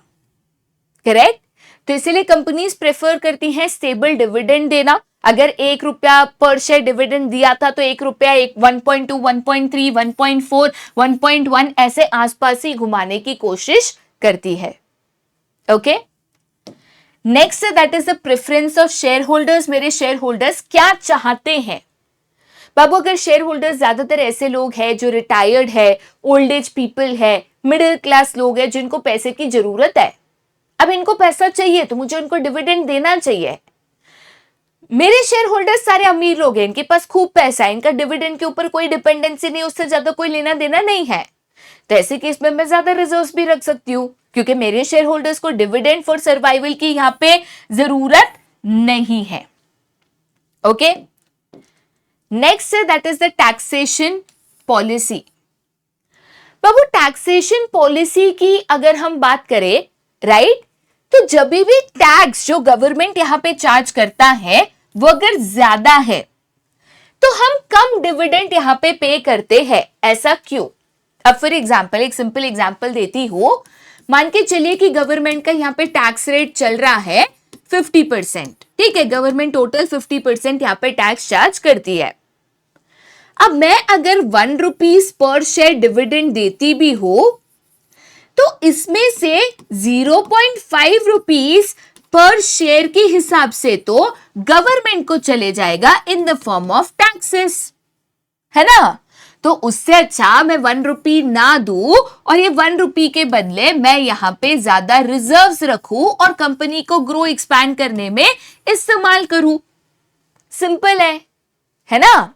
तो सिंपल कंसेप्ट यहां पे टैक्स रेट का क्या कहता है, अगर आपका tax rate in the economy जो गवर्नमेंट चार्ज करता है वो ज्यादा है तो आप डिविडेंड कम डिक्लेयर करो और रिजर्व्स यहां पे ज्यादा रखो। वही टैक्स रेट जो गवर्नमेंट चार्ज करता है वो अगर कम है तो ऐसे केस में आप ज्यादा डिविडेंड दे सकते हो, क्योंकि उनको ज्यादा टैक्स के तौर पे गवर्नमेंट को नहीं देना पड़ेगा। ठीक है, आगे जाते बेटा फिर to the next that is access to capital market. Access to capital market basically यहां पे क्या कहता है, मान के चलो कल उठ के कंपनी को पैसे की जरूरत पड़ गई, ग्रो करना है, एक्सपैंड करना है, कोई नुकसान हो गया, कोई इमरजेंसी आ गई और मुझे पैसे की जरूरत है। अगर मैं शेयर्स इश्यू करती हूं या मैं डिबेंचर्स इश्यू करती हूं या बैंक से लोन लेने जाती हूं तो मुझे मिल जाएगा। अगर हाँ तो मुझे आज रिजर्व रखने की जरूरत नहीं है, क्योंकि मुझे पता है कि फ्यूचर में मुझे पैसे की जरूरत पड़ेगी, मुझे इजीली फंड्स यहां पे मिल जाएंगे। बट अगर कंपनी को पता है कि फ्यूचर में उसको फंड्स की जरूरत पड़ी तो उतने इजीली नहीं मिलने वाले, तो मुझे रिजर्व्स रखना पड़ेगा, क्योंकि मुझे पता है कल उठ के कोई जरूरत पड़ गई तो मुझे पैसा नहीं मिलेगा, अपना ही पैसा इस्तेमाल करना होगा। तो एक्सेस टू कैपिटल मार्केट भी यहाँ पे इंपॉर्टेंट है। जो भी कंपनी यहाँ पे एक्सेस टू मार्केट इजीली कर पाती है, फंड्स इजीली रेज कर पाती है, वो हायर डिविडेंड्स डिक्लेयर करती है। ठीक है, नेक्स्ट है लीगल कॉन्स्ट्रेंट्स। कंपनीज के ऊपर कुछ कायदे लागू होते हैं, जैसे कंपनीज एक्ट है, सेबी के कुछ नियम है, वो कंपनीज के ऊपर लागू होते हैं, वो पालन करना जरूरी है। उसके मुताबिक आप कितना कम या ज्यादा डिविडेंड डिक्लेयर करोगे, कितना रिजर्व्स रखोगे, ये डिसीजंस कायदे के मुताबिक, कायदे के दायरे में रहकर लेना जरूरी है। ठीक है, नेक्स्ट है दैट इज कॉन्ट्रैक्चुअल कॉन्स्ट्रेंट्स। बाबू कल उठ के आपने किसी बैंक से लोन लिया था, बैंक से लोन लेते वक्त आपने एक कॉन्ट्रैक्ट साइन किया था जिसमें आपने अग्री किया था कि जब भी कंपनी मुनाफा कमाएगी उसका कम से कम 25% यहां पे रिजर्व्स रखेगी। अगर कोई भी ऐसा कॉन्ट्रैक्ट आपने साइन किया है तो उसका आपको पालन करना होगा। अगर आपने साइन किया था कि कम से कम 25% हम रिजर्व रखेंगे, अगर बोला था तो वो आपको करना होगा। ठीक है, नेक्स्ट है स्टॉक मार्केट रिएक्शन। आपके डिविडेंड कम या ज्यादा डिक्लेयर करने से आपके कंपनी के शेयर्स की प्राइसेस पे क्या इंपैक्ट होता है। अगर आप ज्यादा डिविडेंड देते हो, उसके शेयर के प्राइसेस बढ़ते हैं तो आपको देना चाहिए। अगर आप कम डिविडेंड देते हो, शेयर के प्राइसेस कम हो जाते हैं, तो आपको ऐसा नहीं करना चाहिए। ये देखना चाहिए कि आपके डिविडेंड डिक्लेरेशन पे आपके कंपनी के शेयर के प्राइसेस पे क्या इंपैक्ट होता है, मार्केट में शेयर के प्राइसेस बढ़ते हैं या कम होते हैं। ठीक है, चलिए आगे जाते बेटा फिर टू द नेक्स्ट टॉपिक, जो कि है आपका यहां पे फाइनेंशियल प्लानिंग। सबसे पहले अगर मैं फाइनेंशियल प्लानिंग की बात करूं तो फाइनेंशियल प्लानिंग का मतलब यहां पे क्या है। बिजनेस करना है तो बिजनेस करने के लिए पैसा यहां पे जरूरी है, बट कितना।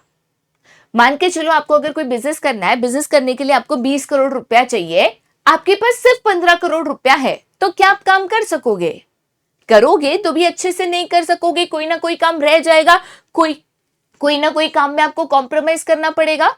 क्यों? क्योंकि पैसा कम पड़ गया। वहीं अगर आपको 20 करोड़ रुपए चाहिए, आप 25 करोड़ रुपया लेकर आए, तो आपको लगता है अरे ज्यादा पैसा है, बढ़िया है। नो, जरूरत से ज्यादा पैसा भी हानिकारक होता है, क्योंकि इससे दो नुकसान होता है। एक, ज्यादा पैसा तो बेफालतू की चीजों पे हम खर्च करके कंपनी का कॉस्ट बढ़ा देते हैं।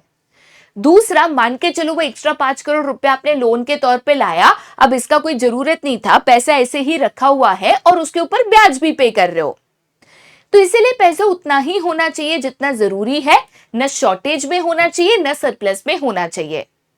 और फाइनेंशियल प्लानिंग इसी के ऊपर फोकस करता है, वो कैलकुलेट करता है कि मुझे यहाँ पे एग्जैक्टली कितने पैसे की जरूरत है और इंश्योर करता है कि मेरे को जब जब पैसे की जरूरत हो मेरे पास सफिशिएंट फंड्स अवेलेबल हो। पैसा न जरूरत से कम हो एंड पैसा न जरूरत से ज्यादा हो, वो इसी के ऊपर यहाँ पे फोकस करता है। ठीक है, 3 important aspects objective of financial planning है। सबसे पहले, मुझे कितना पैसा मेरे बिजनेस में लगेगा। क्वांटम का मतलब होता है क्वांटिटी। मुझे कितना पैसा मेरे बिजनेस में लगेगा, इसका प्रॉपर कैलकुलेशन यहां पे करना। राइट, पैसा कहां से आएगा, कब कब इस्तेमाल कितना कितना होगा। पैसा इस्तेमाल करते वक्त कहीं पे वेस्टेज ना करना, कंपनी का कॉस्ट यहां पे ना बढ़ाना। ठीक है, साथ ही साथ फाइनेंशियल प्लानिंग के अगर गोल्स या तो ऑब्जेक्टिव्स की बात करूं तो उसके 2 मेन गोल्स है। सबसे पहला गोल कि जब जब बिजनेस में पैसे की जरूरत हो वो अवेलेबल होना चाहिए। ऐसा नहीं पैसा खत्म हो गया, शॉर्टेज है, नहीं बचा, नहीं होना चाहिए। दूसरा, जरूरत से ज्यादा पैसा भी हम लेकर ना आ जाए और कंपनी का जो कॉस्ट है वो ना बढ़ाए, कंपनी का नुकसान यहां पे ना होने दे।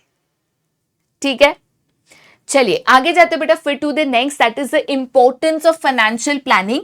इंपॉर्टेंस को ही हम यहां पे सिग्निफिकेंस ऑफ फाइनेंशियल प्लानिंग भी कह सकते हैं। फाइनेंशियल प्लानिंग करना क्यों जरूरी है, क्यों इंपॉर्टेंट है, यही बेसिकली यहां पे समझाया गया है। सबसे पहला इंपॉर्टेंट से रीजन है makes the firm better prepared to face the future. देखिए बेटा, फ्यूचर में क्या होगा वो अनसर्टेन है। हो सकता है कि आपका 20 करोड़ का भी सेल्स हो सकता है 20 करोड़ का टारगेट है 22 करोड़ का भी हो जाए, 18 करोड़ का भी हो जाए। तो जब भी हम फाइनेंशियल प्लानिंग करते हैं तो बेस्ट और वर्स्ट दोनों सिनेरियोस की तैयारी करता है कि भाई 20 करोड़ का 22 करोड़ भी हो गया तो हम क्या करेंगे, 20 करोड़ का 18 करोड़ हो गया तो भी हम क्या करेंगे, कि भाई फ्यूचर में चाहे अच्छा हो बुरा हो दोनों की हमने तैयारी करके यहां पे रखी है। Helps in avoiding business shocks and surprises. Financial planning करते वक्त फ्यूचर में क्या हो सकता है, कैसे हो सकता है, क्या क्या चीजें हो सकती है, पहले से हम फोरकास्ट करते हैं। अचानक से कोई चीज हो गई, हमने सोचा नहीं था, नुकसान हो गया, खर्चा हो गया, प्लान नहीं था, ऐसा नहीं होना चाहिए क्योंकि इससे बिजनेस में नुकसान आ सकता है, डाउनफॉल आ सकता है। Coordinates various functions. हर एक डिपार्टमेंट, हर एक फंक्शन में कितना खर्चा होगा, कितना बजट है, किसने कितना खर्चा किया, इन चीजों में बेसिकली कोऑर्डिनेट करना। प्रॉपर यूटिलाइजेशन ऑफ फाइनेंस, पैसा सही से इस्तेमाल हो, वेस्टेज ना हो, फालतू चीजों पे खर्चा ना हो। Links present with the future. आज जो हमारी सिचुएशन है और फ्यूचर में जो हमारी सिचुएशन हो सकती है, इसको लिंक करना। फॉर एग्जाम्पल, आज हमारे पास इतने पैसे हैं, फ्यूचर में इतने की जरूरत पड़ सकती है, तो उसको यहां पे लिंक करना। Link between investment and financing decision.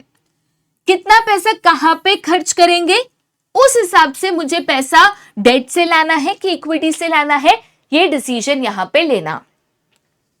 Makes evaluation of actual performance easier, कि भाई मैंने कुछ टारगेट सेट किए थे तो मेरा जो काम है टारगेट के मुताबिक हुआ, टारगेट से कम हुआ, ज्यादा हुआ, ये मेजर करना, कंपेयर करना, इवैल्यूएट करना आसान हो जाता है। ठीक है, चलिए आगे जाते बेटा फिर टू द नेक्स्ट क्वेश्चन, जो कि है आपका यहां पे कैपिटल स्ट्रक्चर। सबसे पहले अगर मैं कैपिटल स्ट्रक्चर की बात करूं तो कैपिटल स्ट्रक्चर का मतलब एग्जैक्टली क्या होता है। फॉर एग्जाम्पल, मान के चलिए कि आपके बिजनेस में जो आपका टोटल कैपिटल है, लेट अस से कि आपके बिजनेस में जो आपका टोटल कैपिटल है वो है 100 करोड़ रुपया, करेक्ट है। अब ये जो 100 करोड़ रुपए है, इसमें से आपका इक्विटी प्रपोर्शन कितना है, कितना पैसा आप इक्विटी से लाए हो एंड कितना पैसा आप डेट से लाए हो, ये डिसीजन यहां पे लेना। हो सकता है कि दोनों 50-50 हो सकता है कि यहां पे 70-30 हो सकता है कि 60-40 हो सकता है कि 80-20 हो सकता है कि 30-70 हो, कोई भी प्रोपोर्शन यहां पे हो सकता है। यही डिसीजन जो हम लेते हैं, इसी को बेटा capital structure of a company कहा जाता है, कि मेरे टोटल कैपिटल में कितने पार्ट्स डेट है एंड कितने पार्ट्स यहां पे इक्विटी कैपिटल है। अगर इसके फॉर्मूला की बात करें तो इसका फॉर्मूला है D/E, that is debt upon equity. Formula याद रखना है, ऑब्जेक्टिव के तौर पे काफी बार पूछा जाता है। ठीक है, चलिए आगे जाते बेटा to the next, that is the concept of financial leverage, जिसको हम कहते हैं trading on equity. Financial leverage का फॉर्मूला आपका सेम है, that is debt upon equity D/E, correct. Financial leverage या ट्रेडिंग ऑन इक्विटी यहां पे एग्जैक्टली क्या कहता है। फाइनेंशियल लेवरेज या trading on equity concept basically आपको यह समझाता है कि कईयों बार जब आप अपने टोटल कैपिटल में डेट का प्रोपोर्शन बढ़ाते हो, मतलब ज्यादा डेट इंक्लूड करते हो, तो इसका बेनिफिट आपके इक्विटी शेयर होल्डर से मिलता है जब आपका अर्निंग पर शेयर यहां पे इंक्रीज होता है। ये समझने के लिए हम एक न्यूमेरिकल यहां पे सॉल्व करेंगे, जिससे हमें ये कंसेप्ट अच्छे से और ज्यादा अच्छे से यहां पे समझ में आ जाएगा। ठीक है, न्यूमेरिकल क्वेश्चन है, अगर मेरे साथ सॉल्व कर सकते हो तो बढ़िया होगा। फॉर्मूलाज मैं आपको बता दूंगी, प्रोफोर्मा जो है मैं आपको यहां पे बता दूंगी। ठीक है, आप चाहो तो सबसे पहले प्रोफोर्मा यहां पे बना लीजिए। प्रोफोर्मा या फॉर्मेट की बात करें तो सबसे पहले आपका आता है EBIT, that is earnings before interest and taxes. आप चाहो तो इसको यहां पे लिख सकते हो। ठीक है, earnings before interest and taxes.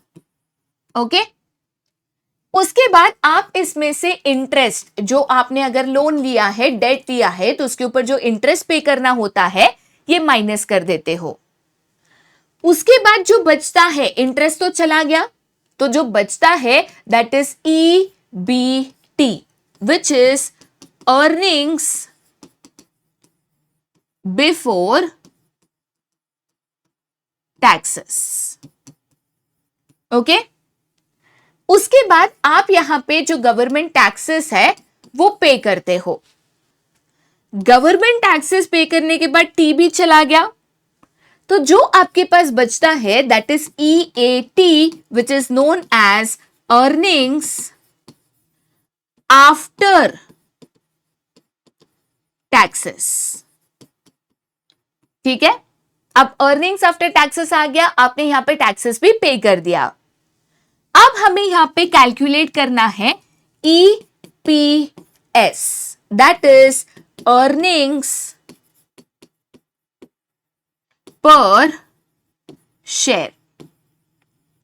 ठीक है, अर्निंग्स पर शेयर कैलकुलेट करने के लिए हम जो फॉर्मूला यूज करते हैं that is EBIT, earnings before interest and taxes, divided by total number of equity shares. ठीक है, दूसरी इंपॉर्टेंट चीज हमें हमेशा ध्यान रखना है कि आपका ROI आपको यहां पे कैलकुलेट करना है।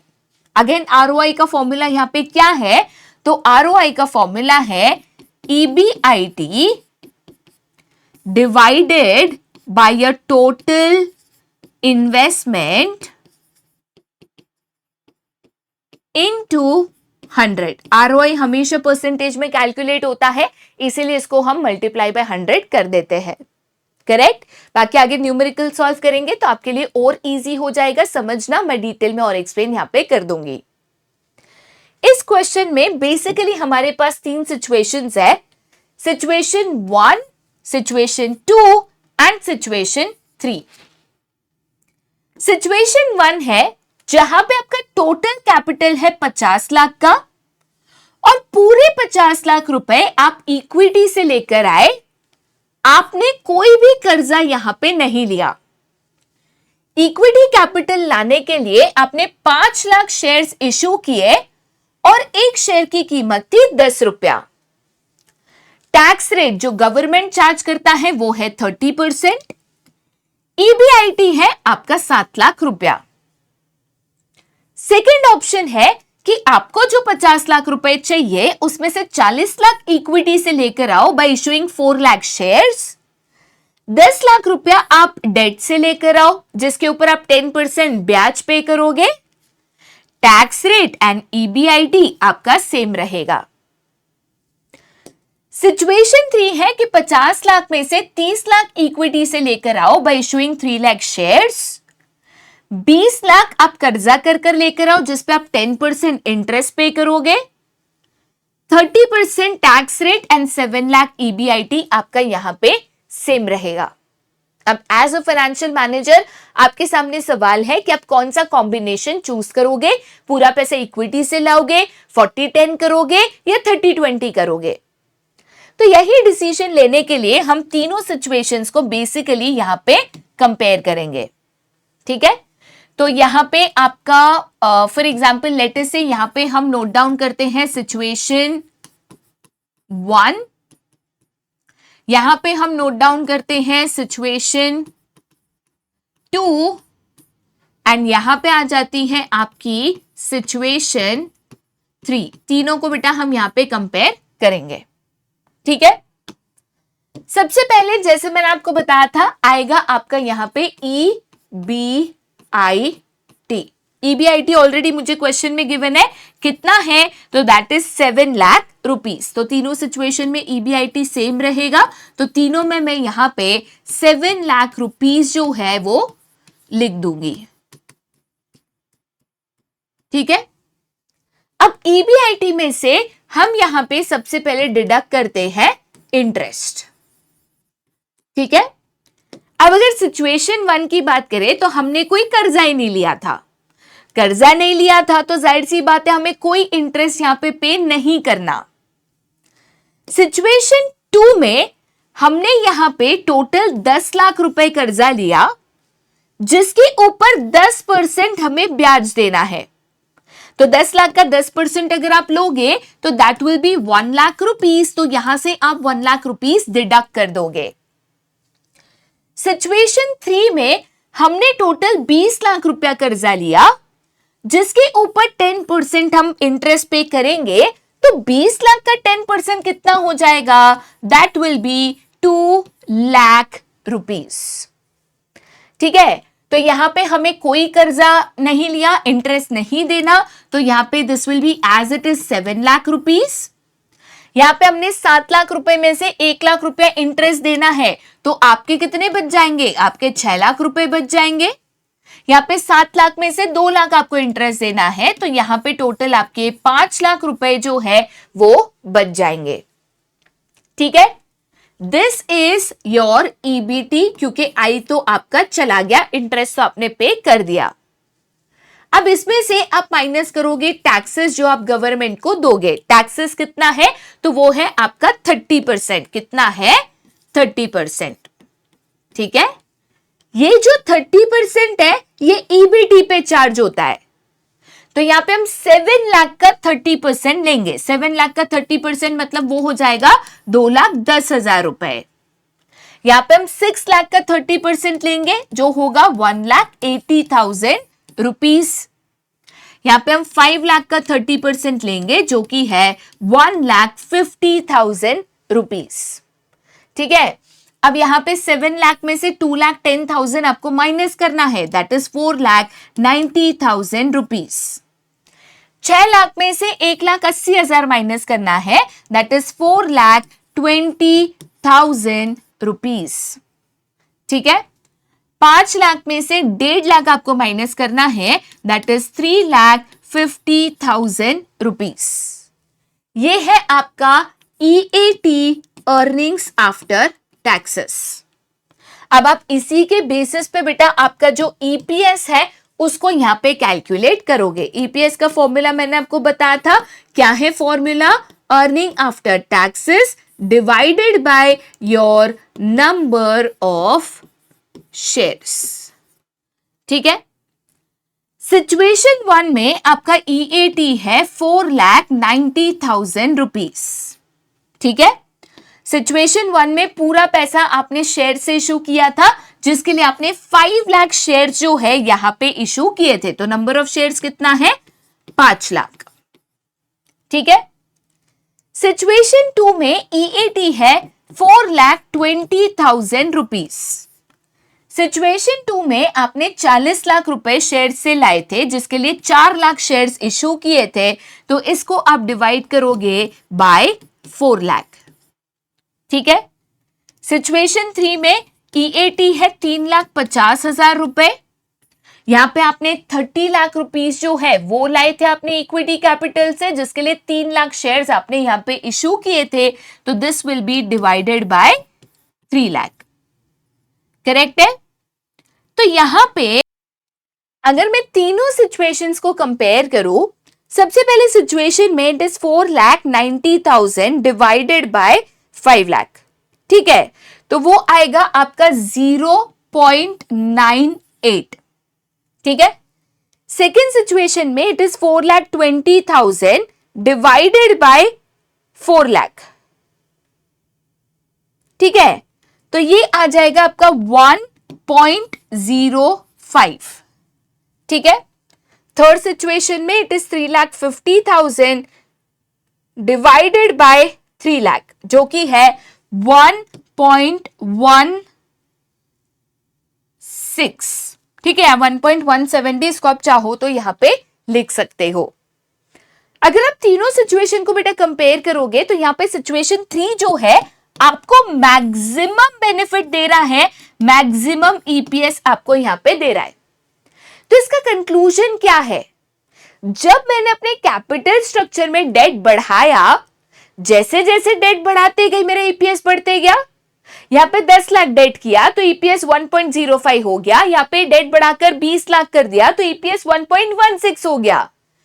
इसी को हम कहते हैं फेवरेबल फाइनेंशियल लेवरेज या ट्रेडिंग ऑन इक्विटी, कि भाई तुम अगर अपने कैपिटल में या जो तुम्हारी कंपनी का टोटल कैपिटल है उसमें अगर डेट का जो पार्ट है या प्रोपोर्शन है वो बढ़ाते हो और उससे अगर आपका ईपीएस बढ़ता है, आपको बेनिफिट मिलता है, तो उसी को हम यहाँ पे कहते हैं ट्रेडिंग ऑन इक्विटी।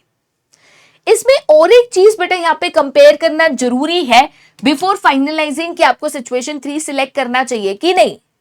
क्या देखना जरूरी है, तो कोई भी सिचुएशन में जो आपका आरओआई है it should always be greater than interest on debt. अगर आरओआई इंटरेस्ट ऑन डेट से कम है तो आपको डेट प्रोपोर्शन नहीं बढ़ाना चाहिए, आपका उसमें नुकसान हो सकता है। तो चलिए देखते हैं कि ROI greater than interest on debt है कि नहीं। तो इसके पहले बेटा हम यहाँ पे आरओआई कैलकुलेट करेंगे, जो रिटर्न ऑन इन्वेस्टमेंट है उसको यहाँ पे कैलकुलेट करेंगे। रिटर्न ऑन इन्वेस्टमेंट का मैं आपको फॉर्मूला बता चुकी थी और एक बार बता देती हूं। रिटर्न ऑन इन्वेस्टमेंट का फॉर्मूला है EBIT divided by total investment, या तो आप इसको टोटल कैपिटल कह सकते हो, मल्टीप्लाइड बाय 100, क्योंकि ये हमेशा परसेंटेज में कैलकुलेट होता है। क्वेश्चन में आपका EBIT कितना था? 7 लाख रुपया। टोटल इन्वेस्टमेंट आप कितने कर रहे थे? तो 50 लाख रुपए का कर रहे थे। इसको मल्टीप्लाई बाय करोगे 100, करेक्ट। यहां पे 2 जीरोस आपके कैंसिल हो गए, 1 2 3 4, तो 1 2 3 4, ये 4 जीरोस यहां पे कैंसिल हो गए, ठीक है। अब 5 1 जा 5 एंड 5 4 जा 20, तो टोटल आएगा आपका यहाँ पे 14%। ये है आपका यहाँ पे आरओआई, ठीक है। आपका इंटरेस्ट ऑन डेट कितना था? तो मेरा इंटरेस्ट ऑन डेट, कर्जे के ऊपर जो मैं इंटरेस्ट पे कर रही थी, दैट वाज इक्वल टू 10%, जो क्वेश्चन में गिवन था।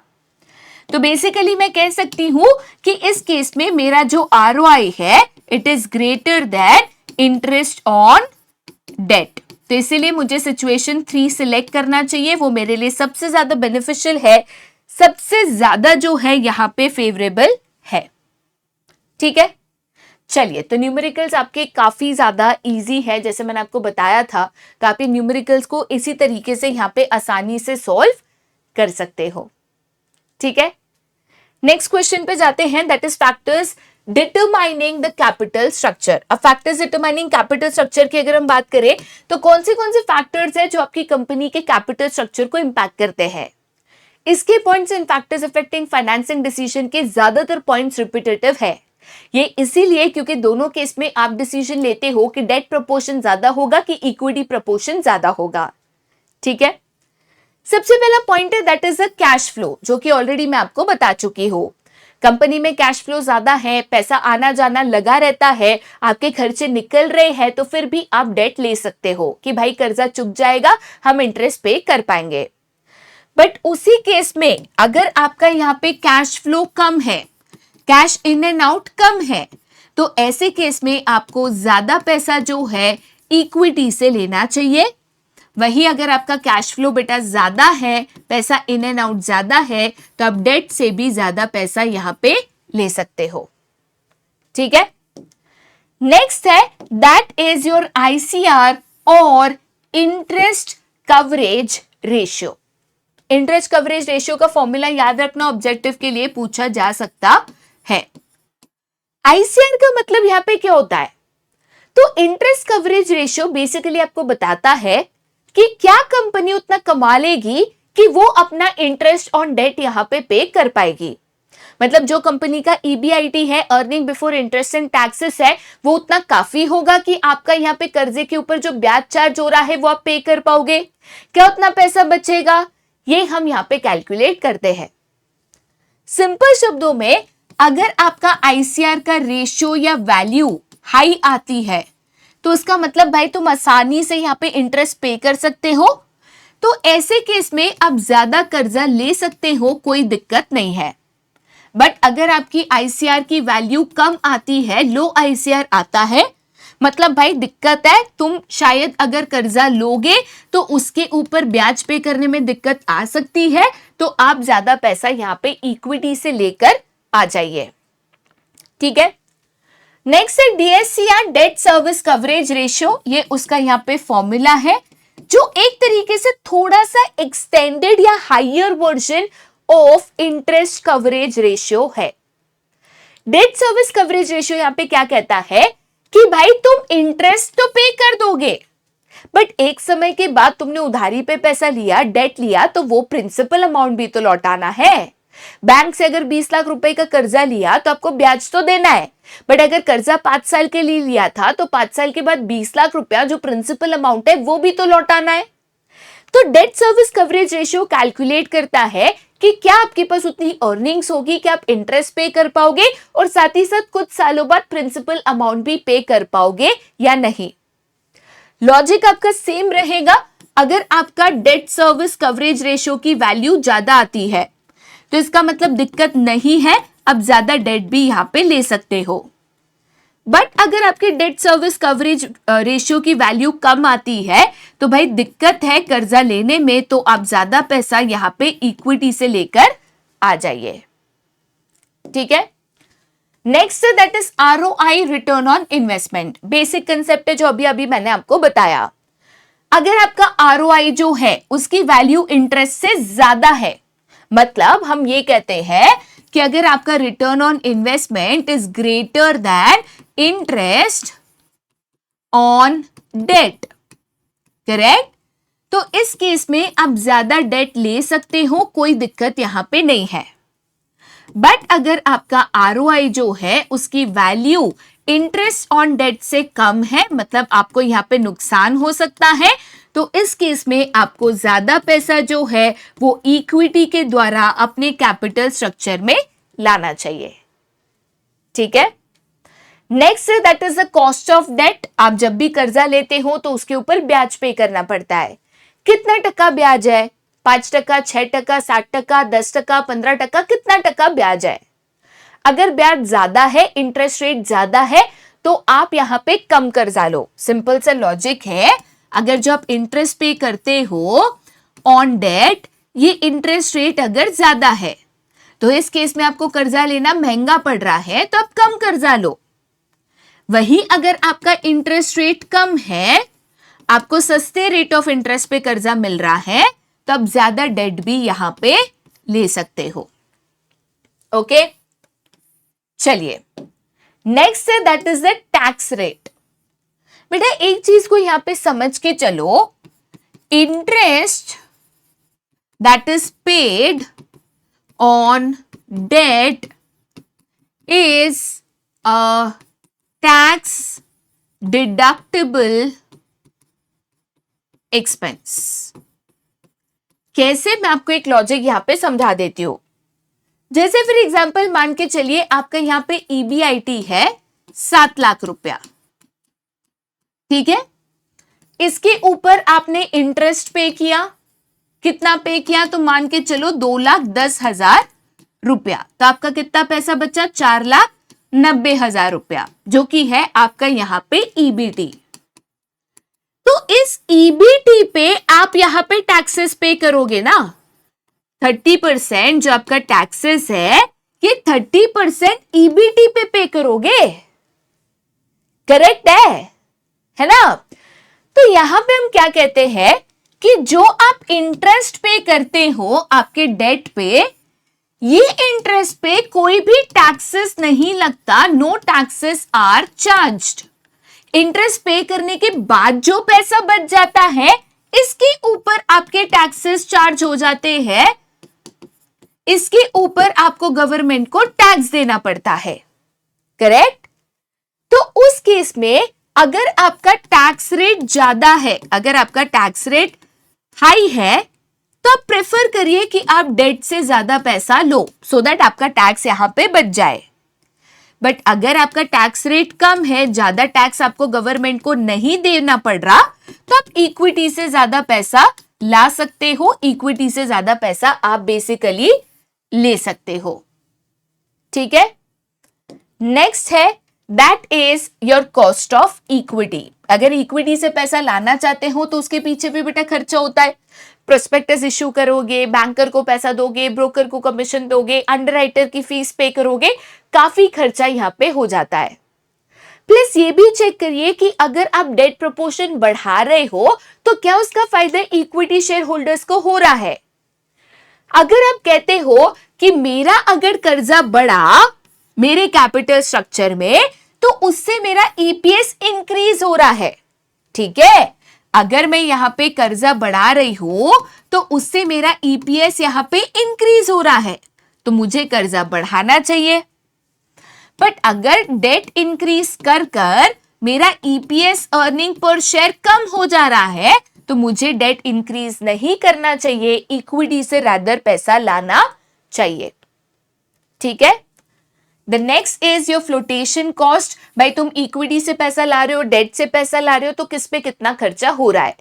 जहां से सस्ते में या कम खर्चे में पैसा मिल रहा है, इक्विटी से मिल रहा है तो इक्विटी से लाओ, डेट से मिल रहा है तो डेट से यहां पे लेकर आ जाओ। The next is risk consideration. Again समझा चुकी हूं, डेट में ज्यादा रिस्क होता है एज कंपेयर टू इक्विटी। तो अगर आप ज्यादा रिस्क लेने के लिए तैयार हो, आपके फिक्स ऑपरेटिंग कॉस्ट कम है, कैश फ्लो है, आप रिस्क ले सकते हो, तो डेट से पैसा लेकर आओ। अगर आप रिस्क नहीं ले सकते, आपके फिक्स ऑपरेटिंग कॉस्ट ज्यादा है, तो आप इक्विटी से पैसा लेकर आ जाओ, ठीक है।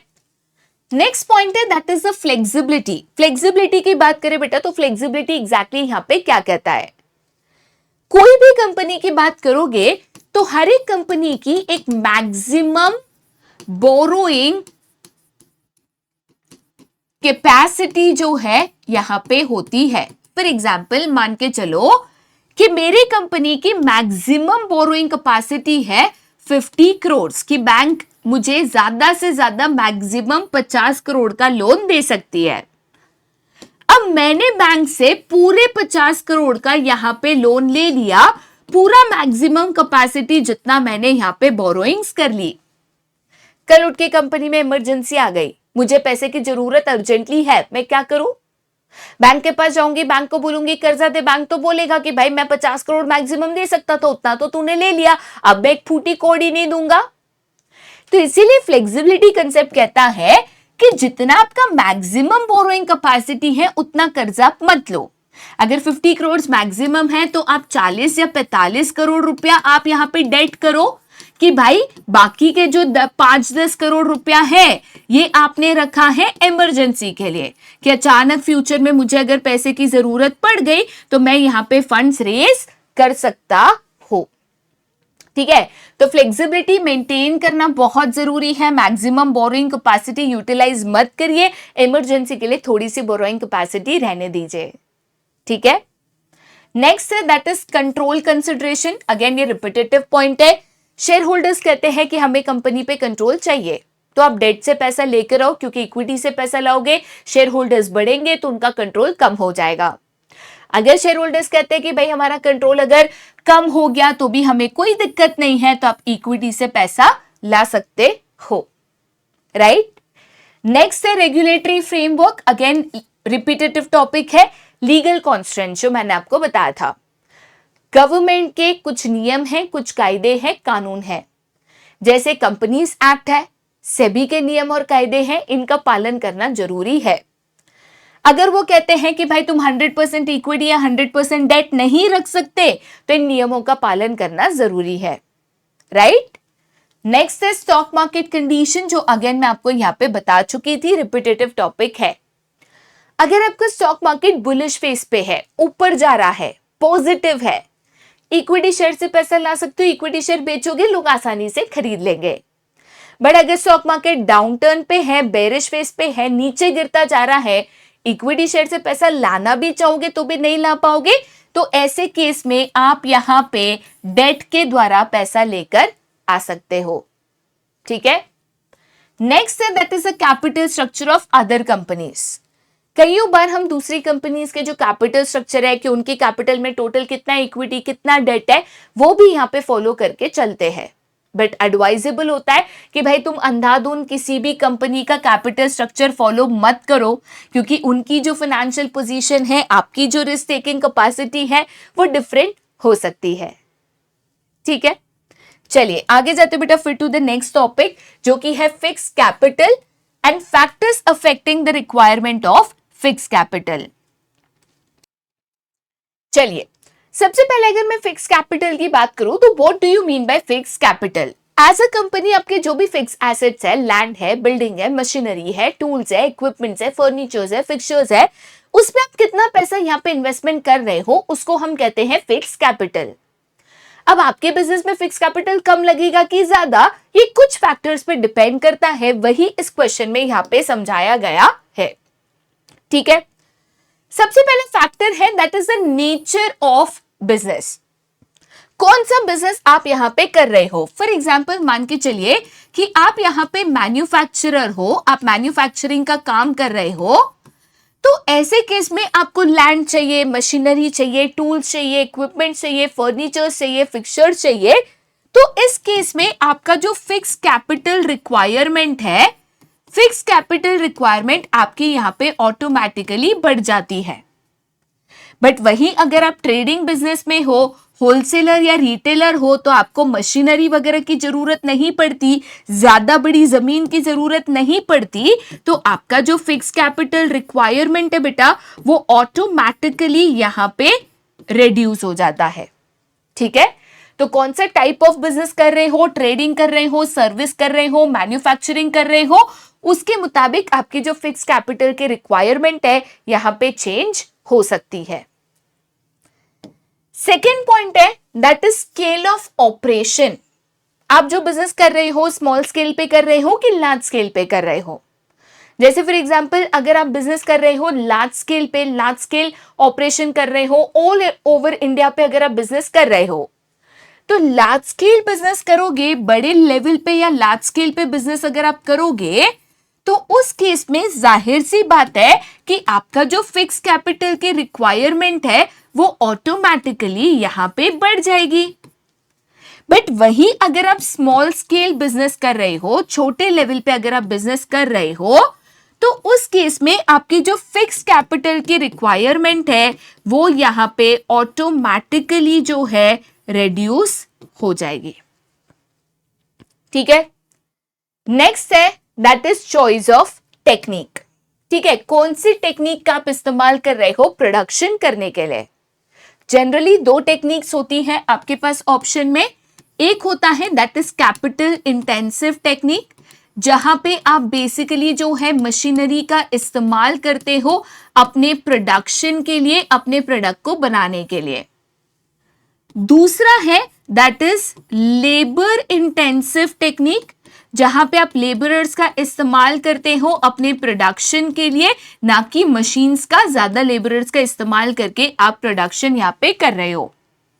अब कैपिटल इंटेंसिव टेक्निक यूज करोगे, ज्यादा मशीनरी यूज करोगे, तो यहां पे आपकी जो फिक्स कैपिटल रिक्वायरमेंट है वो इंक्रीज हो जाएगी, क्योंकि मशीन पे आपका ज्यादा पैसा लग जाएगा।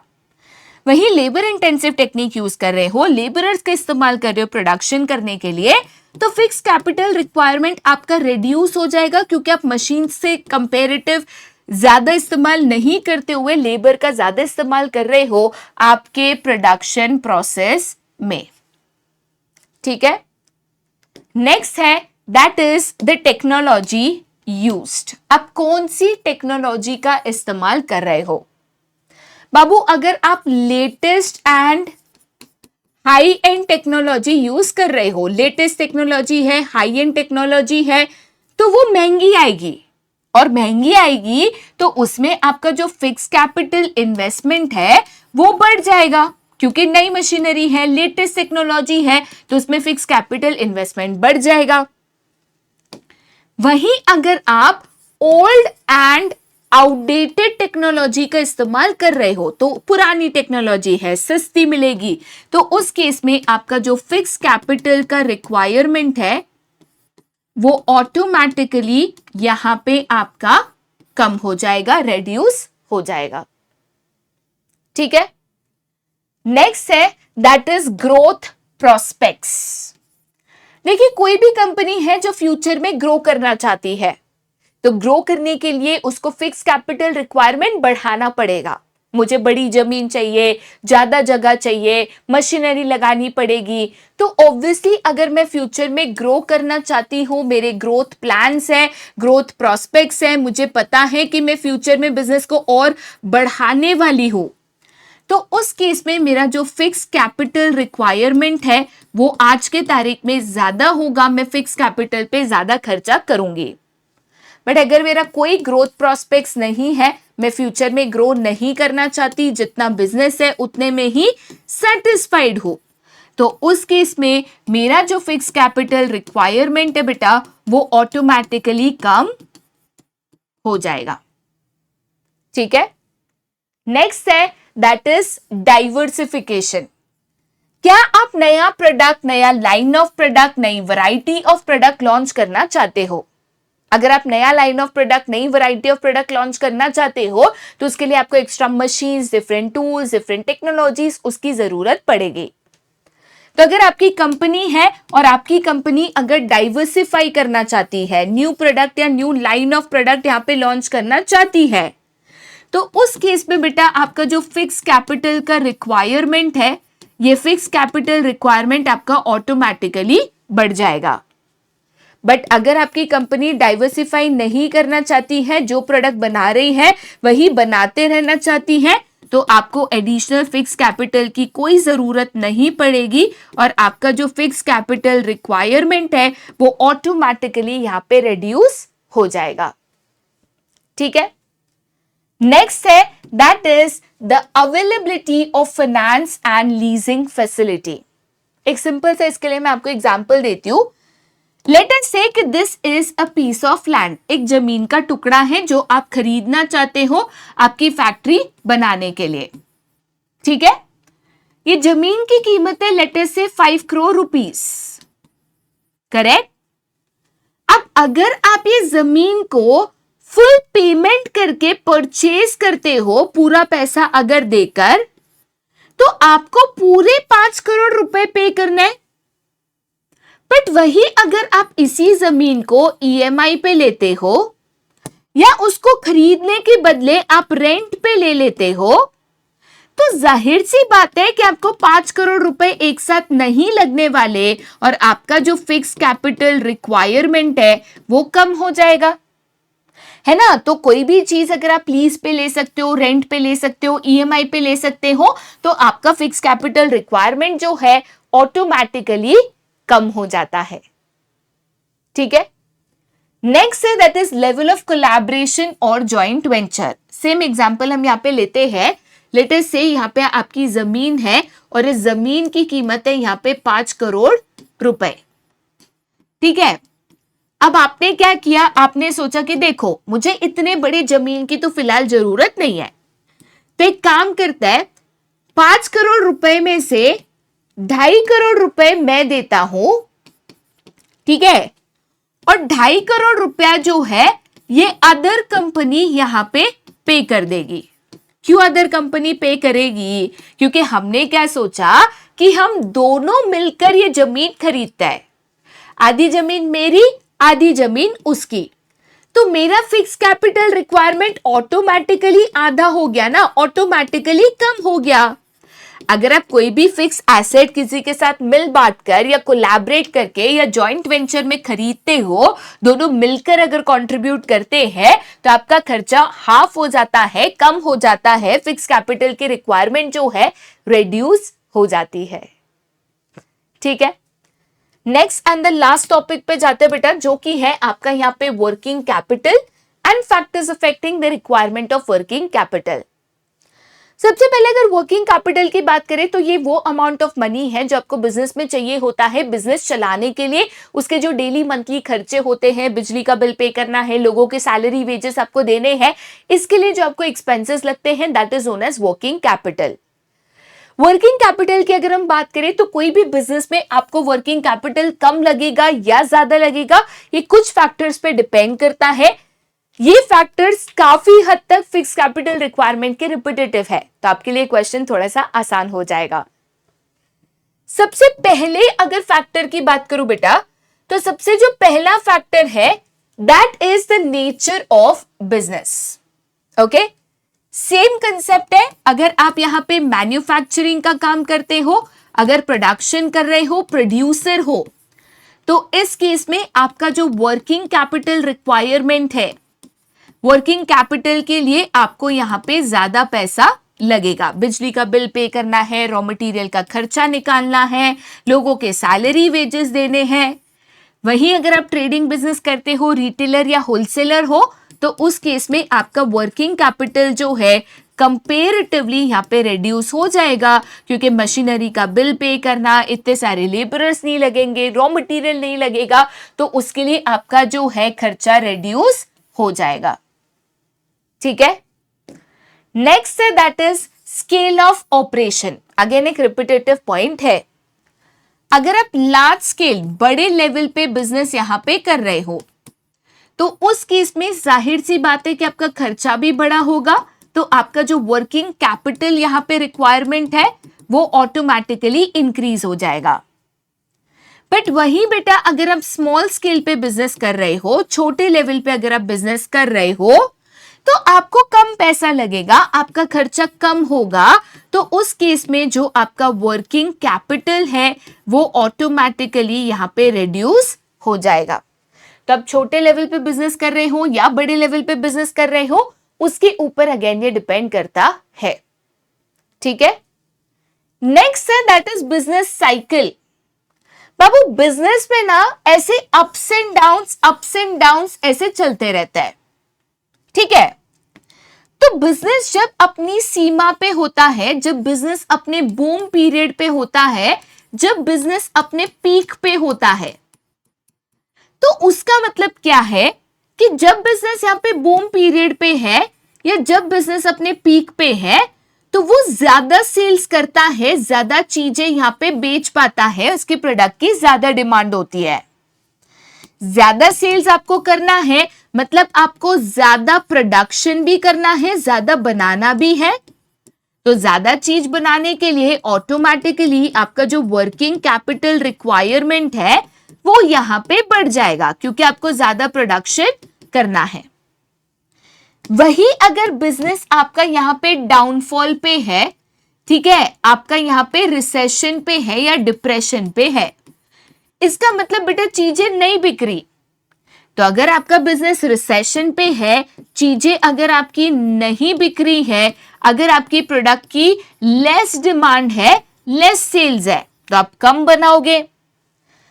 बनाओगे तो ऑटोमेटिकली आपका जो वर्किंग कैपिटल की रिक्वायरमेंट है वो यहां पे आपकी रिड्यूस हो जाएगी। ठीक है, तो बिजनेस बूम पीरियड पे है या बिजनेस यहां पे डिप्रेशन पे है, ये आपको चेक करना इंपॉर्टेंट है। ठीक है, नेक्स्ट है सीजनल फैक्टर्स। बहुत ही सिंपल सा यहां पे पॉइंट है। कुछ बिजनेसेस सीजनल होता है। फॉर एग्जांपल मान के चलो आपका बिजनेस है जहां पे आपके रेनी प्रोडक्ट्स है, छतरी है, गमबूट्स है, रेनकोट्स है, विंडशीटर्स है, ये चीजें आप बनाते हो। अब बारिश की सीजन चली गई तो अब आप प्रोडक्शन नहीं करोगे या कम प्रोडक्शन करोगे तो आपका वर्किंग कैपिटल कम हो जाएगा। तो कोई भी बिजनेस जब ऑफ सीजन में होता है, जब उसके प्रोडक्ट की सीजन नहीं होती है, तो वो प्रोडक्शन रिड्यूस कर देता है। तो उस केस में उस पर्टिकुलर सीजन या समय पे उसका वर्किंग कैपिटल जो रिक्वायरमेंट होता है वो रिड्यूस हो जाता है, राइट।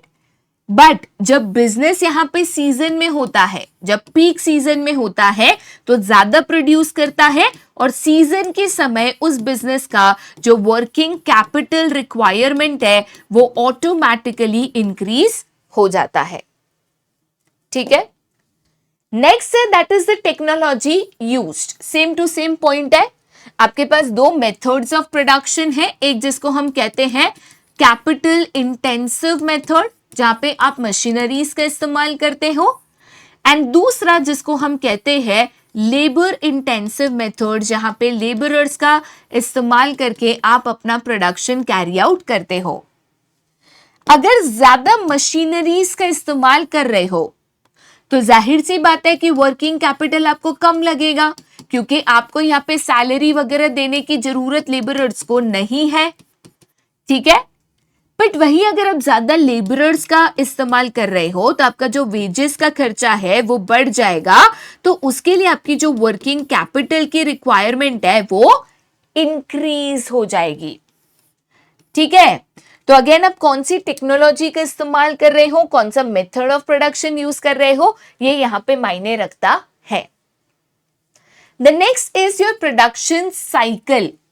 ओके, प्रोडक्शन साइकिल की अगर हम बात करें तो कोई भी प्रोडक्ट, जैसे फॉर एग्जांपल मान के चलो आपका प्रोडक्ट यहां पे बनना शुरू हुआ, आपका प्रोडक्ट यहां पे रॉ मटेरियल स्टेज पे है, तो रॉ मटेरियल से लेकर जो फाइनल गुड बनता है या फाइनल प्रोडक्ट बनता है, तो इसके बीच में आपका एग्जैक्टली कितना टाइम गैप है, इसको हम बोलते हैं प्रोडक्शन साइकिल।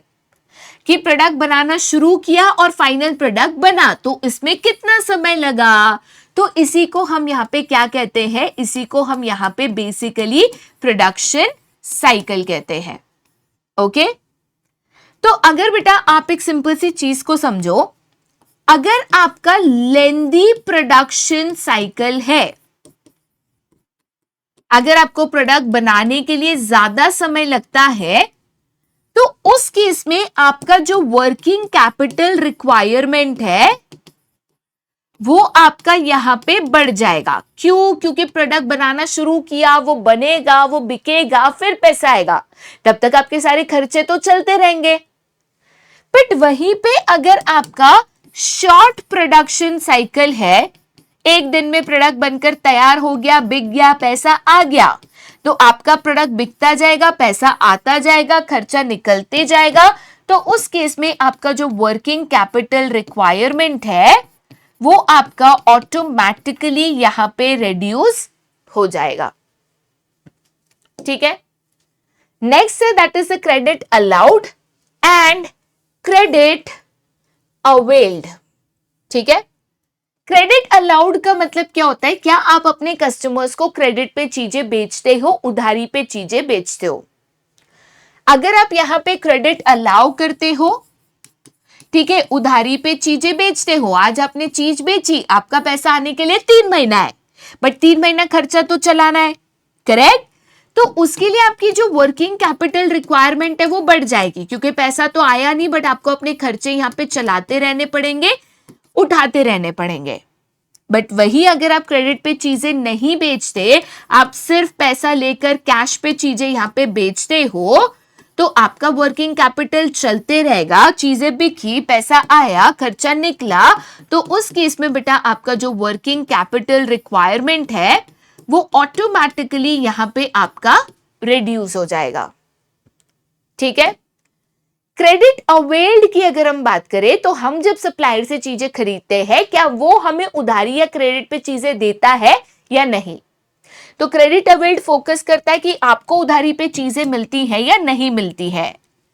अगर चीजें उधारी पे मिल जाती है, आपने सप्लाई यहां पे लिया, आपने उससे प्रोडक्शन किया और उसके बाद चीज बनने के बाद, बिकने के बाद आपने यहां पे पैसा दिया, तब तक आपने कोई भी पेमेंट नहीं किया है। तो अगर आपके पास क्रेडिट अवेलेबल है, आप अवेल कर सकते हो, तो उस केस में बेटा आपका जो वर्किंग कैपिटल रिक्वायरमेंट है रिड्यूस हो जाता है, क्योंकि चीज बिकने के बाद आप सारे पेमेंट्स करते हो। बट अगर आपने चीज खरीदी और आपको तुरंत पैसा देना है, सामने वाला आपको क्रेडिट पे पैसा नहीं देता है या गुड्स नहीं देता है उधारी पे, तो उस केस में बेटा आपका जो वर्किंग कैपिटल रिक्वायरमेंट है वो यहां पे बढ़ जाता है, क्योंकि चीज बनेगी, बिकेगी, तब पैसा आएगा, बट आपको तो उसको पहले ही पैसा देना है। ठीक है, आगे जाते हैं टू द नेक्स्ट, जो कि है ऑपरेटिंग एफिशिएंसी। ऑपरेटिंग एफिशिएंसी यहां पे गुड्स आप कितना एफिशिएंटली प्रोड्यूस करते हो उसके ऊपर फोकस करता है।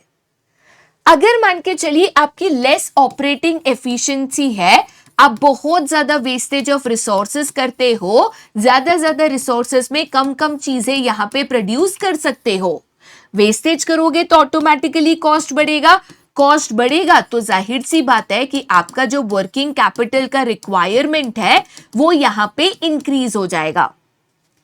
और वही अगर आपकी मोर ऑपरेटिंग एफिशिएंसी है, आप एफिशिएंटली चीजों को प्रोड्यूस करते हो, आप अच्छे से चीजों का इस्तेमाल करते हो, उसको बिल्कुल भी वेस्टेज नहीं करते हो, तो आपका यहाँ पे कॉस्ट रिड्यूस हो जाता है और इसीलिए आपका जो वर्किंग कैपिटल रिक्वायरमेंट है वो भी यहाँ पे ऑटोमेटिकली रिड्यूस हो जाता है। ठीक है, next that is the availability of raw material. क्या रॉ मटेरियल इजीली अवेलेबल है कि नहीं? अगर रॉ मटेरियल इजीली अवेलेबल है, आपको जब चाहिए आपको आसानी से समय पे रॉ मटेरियल मिल जाता है, तो आपको रॉ मटेरियल को लेकर भरकर स्टॉक करने की जरूरत नहीं। जब जितना चाहिए आप ऑर्डर दोगे, आ जाएगा, आप अपना प्रोडक्शन करते रहोगे। तो इस केस में आपका जो वर्किंग कैपिटल रिक्वायरमेंट है रिड्यूस हो जाता है, क्योंकि आपको चीजें लेकर स्टॉक करने की जरूरत नहीं है, भरकर रखने की जरूरत नहीं है। बट अगर आपका रॉ मटेरियल इजीली अवेलेबल नहीं है, ठीक है, तो आपको यहाँ पे चीजें बनाकर स्टॉक कर कर रखनी पड़ेगी। स्टॉक कर कर रखनी पड़ेगी तो जाहिर सी बात है उसमें आपका पैसा ब्लॉक हो जाएगा। तो उस केस में आपका जो वर्किंग कैपिटल रिक्वायरमेंट है बेटा, वो यहाँ पे बढ़ जाएगा, इंक्रीज हो जाएगा, ज्यादा पैसा आपका यहाँ पे लग जाएगा। ठीक है, नेक्स्ट है that is the level of competition. Market में कितना ज्यादा कंपटीशन है। अगर आपके बिजनेस को हाई कंपटीशन है, बहुत सारे कॉम्पिटिटर्स मार्केट में है, तो आपको बेटा ज्यादा सप्लाई मेंटेन करना पड़ेगा। अगर आपका प्रोडक्ट नहीं मिलेगा तो लोग क्या करेंगे, आपके कॉम्पिटिटर का प्रोडक्ट यहाँ पे खरीद लेंगे। तो अगर कंपटीशन बहुत ज्यादा है तो आपको ज्यादा सप्लाई रखना होगा, ज्यादा सप्लाई रखने के लिए ज्यादा बनाना होगा। तो इसके लिए आपका जो वर्किंग कैपिटल रिक्वायरमेंट है वो यहाँ पे इंक्रीज हो जाएगा, वो यहाँ पे आपका बढ़ जाएगा। और वही उसके रिवर्स के सिनेरियो में आपका कम कंपटीशन है, बहुत ज्यादा आपके पास कॉम्पिटिटर्स नहीं है, ठीक है, तो आप ज्यादा बनाकर सप्लाई नहीं करोगे, लिमिटेड सप्लाई रखोगे, तो उस केस में आपका वर्किंग कैपिटल रिक्वायरमेंट जो है यहाँ पे रिड्यूस हो जाएगा, क्योंकि आप लिमिटेड सप्लाई करोगे, लिमिटेड चीजें यहाँ पे बनाकर मार्केट में बेचोगे। ठीक है, नेक्स्ट है दैट इज द इन्फ्लेशन। चीजें महंगी मिल रही है कि सस्ती मिल रही है? सिंपल सा लॉजिक है, अगर इन्फ्लेशन है, हर चीज महंगी हो गई, रॉ मटेरियल महंगा हो गया, लेबर का वेजेस महंगा हो गया, तो जाहिर सी बात है चीजें महंगी हो गई तो खर्चा बढ़ जाएगा। खर्चा बढ़ जाएगा तो आपका जो वर्किंग कैपिटल है उसकी रिक्वायरमेंट यहाँ पे इंक्रीज हो जाएगी। और अगर वही मार्केट में लेस इन्फ्लेशन है, ज्यादा महंगाई नहीं है, चीजें आपको सही दाम पे या सस्ते दाम पे मिल जा रही है, तो उस केस में आपका खर्चा रिड्यूस हो जाएगा। तो आपकी जो वर्किंग कैपिटल की बेटा यहाँ पे रिक्वायरमेंट है वो यहाँ पे ऑटोमेटिकली कम हो जाएगी, रिड्यूस हो जाएगी। सिंपल सी बात है। ठीक है, नेक्स्ट है that is the growth prospects. क्या बिजनेस फ्यूचर में ग्रो कर सकता है, क्या बिजनेस फ्यूचर में आगे बढ़ सकता है, that is the growth prospects. Same to same logic है जो आपने पहले अप्लाई किया था। अगर बिजनेस का ग्रोथ प्रोस्पेक्ट्स है, अगर वो फ्यूचर में ग्रो करना चाहता है, ग्रोथ के अगर उसके प्लान्स है, तो जाहिर सी बात है वो एक्सपेंसेस बढ़ाएगा। एक्सपेंसेस बढ़ाएगा तो उसका जो वर्किंग कैपिटल रिक्वायरमेंट है, वर्किंग कैपिटल रिक्वायरमेंट भी उसका यहाँ पे इंक्रीज हो जाएगा। और वही अगर बिजनेस है जिसका कोई भी ग्रोथ प्रोस्पेक्ट्स नहीं है, ठीक है, तो उस केस में उसका जो वर्किंग कैपिटल रिक्वायरमेंट है वो यहाँ पे रिड्यूस हो जाएगा, क्योंकि उसको ज्यादा वर्किंग कैपिटल की जरूरत नहीं पड़ेगी। उसका जो वर्किंग कैपिटल का रिक्वायरमेंट है वो यहाँ पे कम हो जाएगा, रिड्यूस हो जाएगा। ठीक है, इसी के साथ एक जो क्वेश्चन है बेटा मैं आपको यहाँ पे होमवर्क के तौर पे दे रही हूं, इसका जो भी आंसर है आप नीचे कमेंट करके मेरे को बता देना कमेंट बॉक्स में।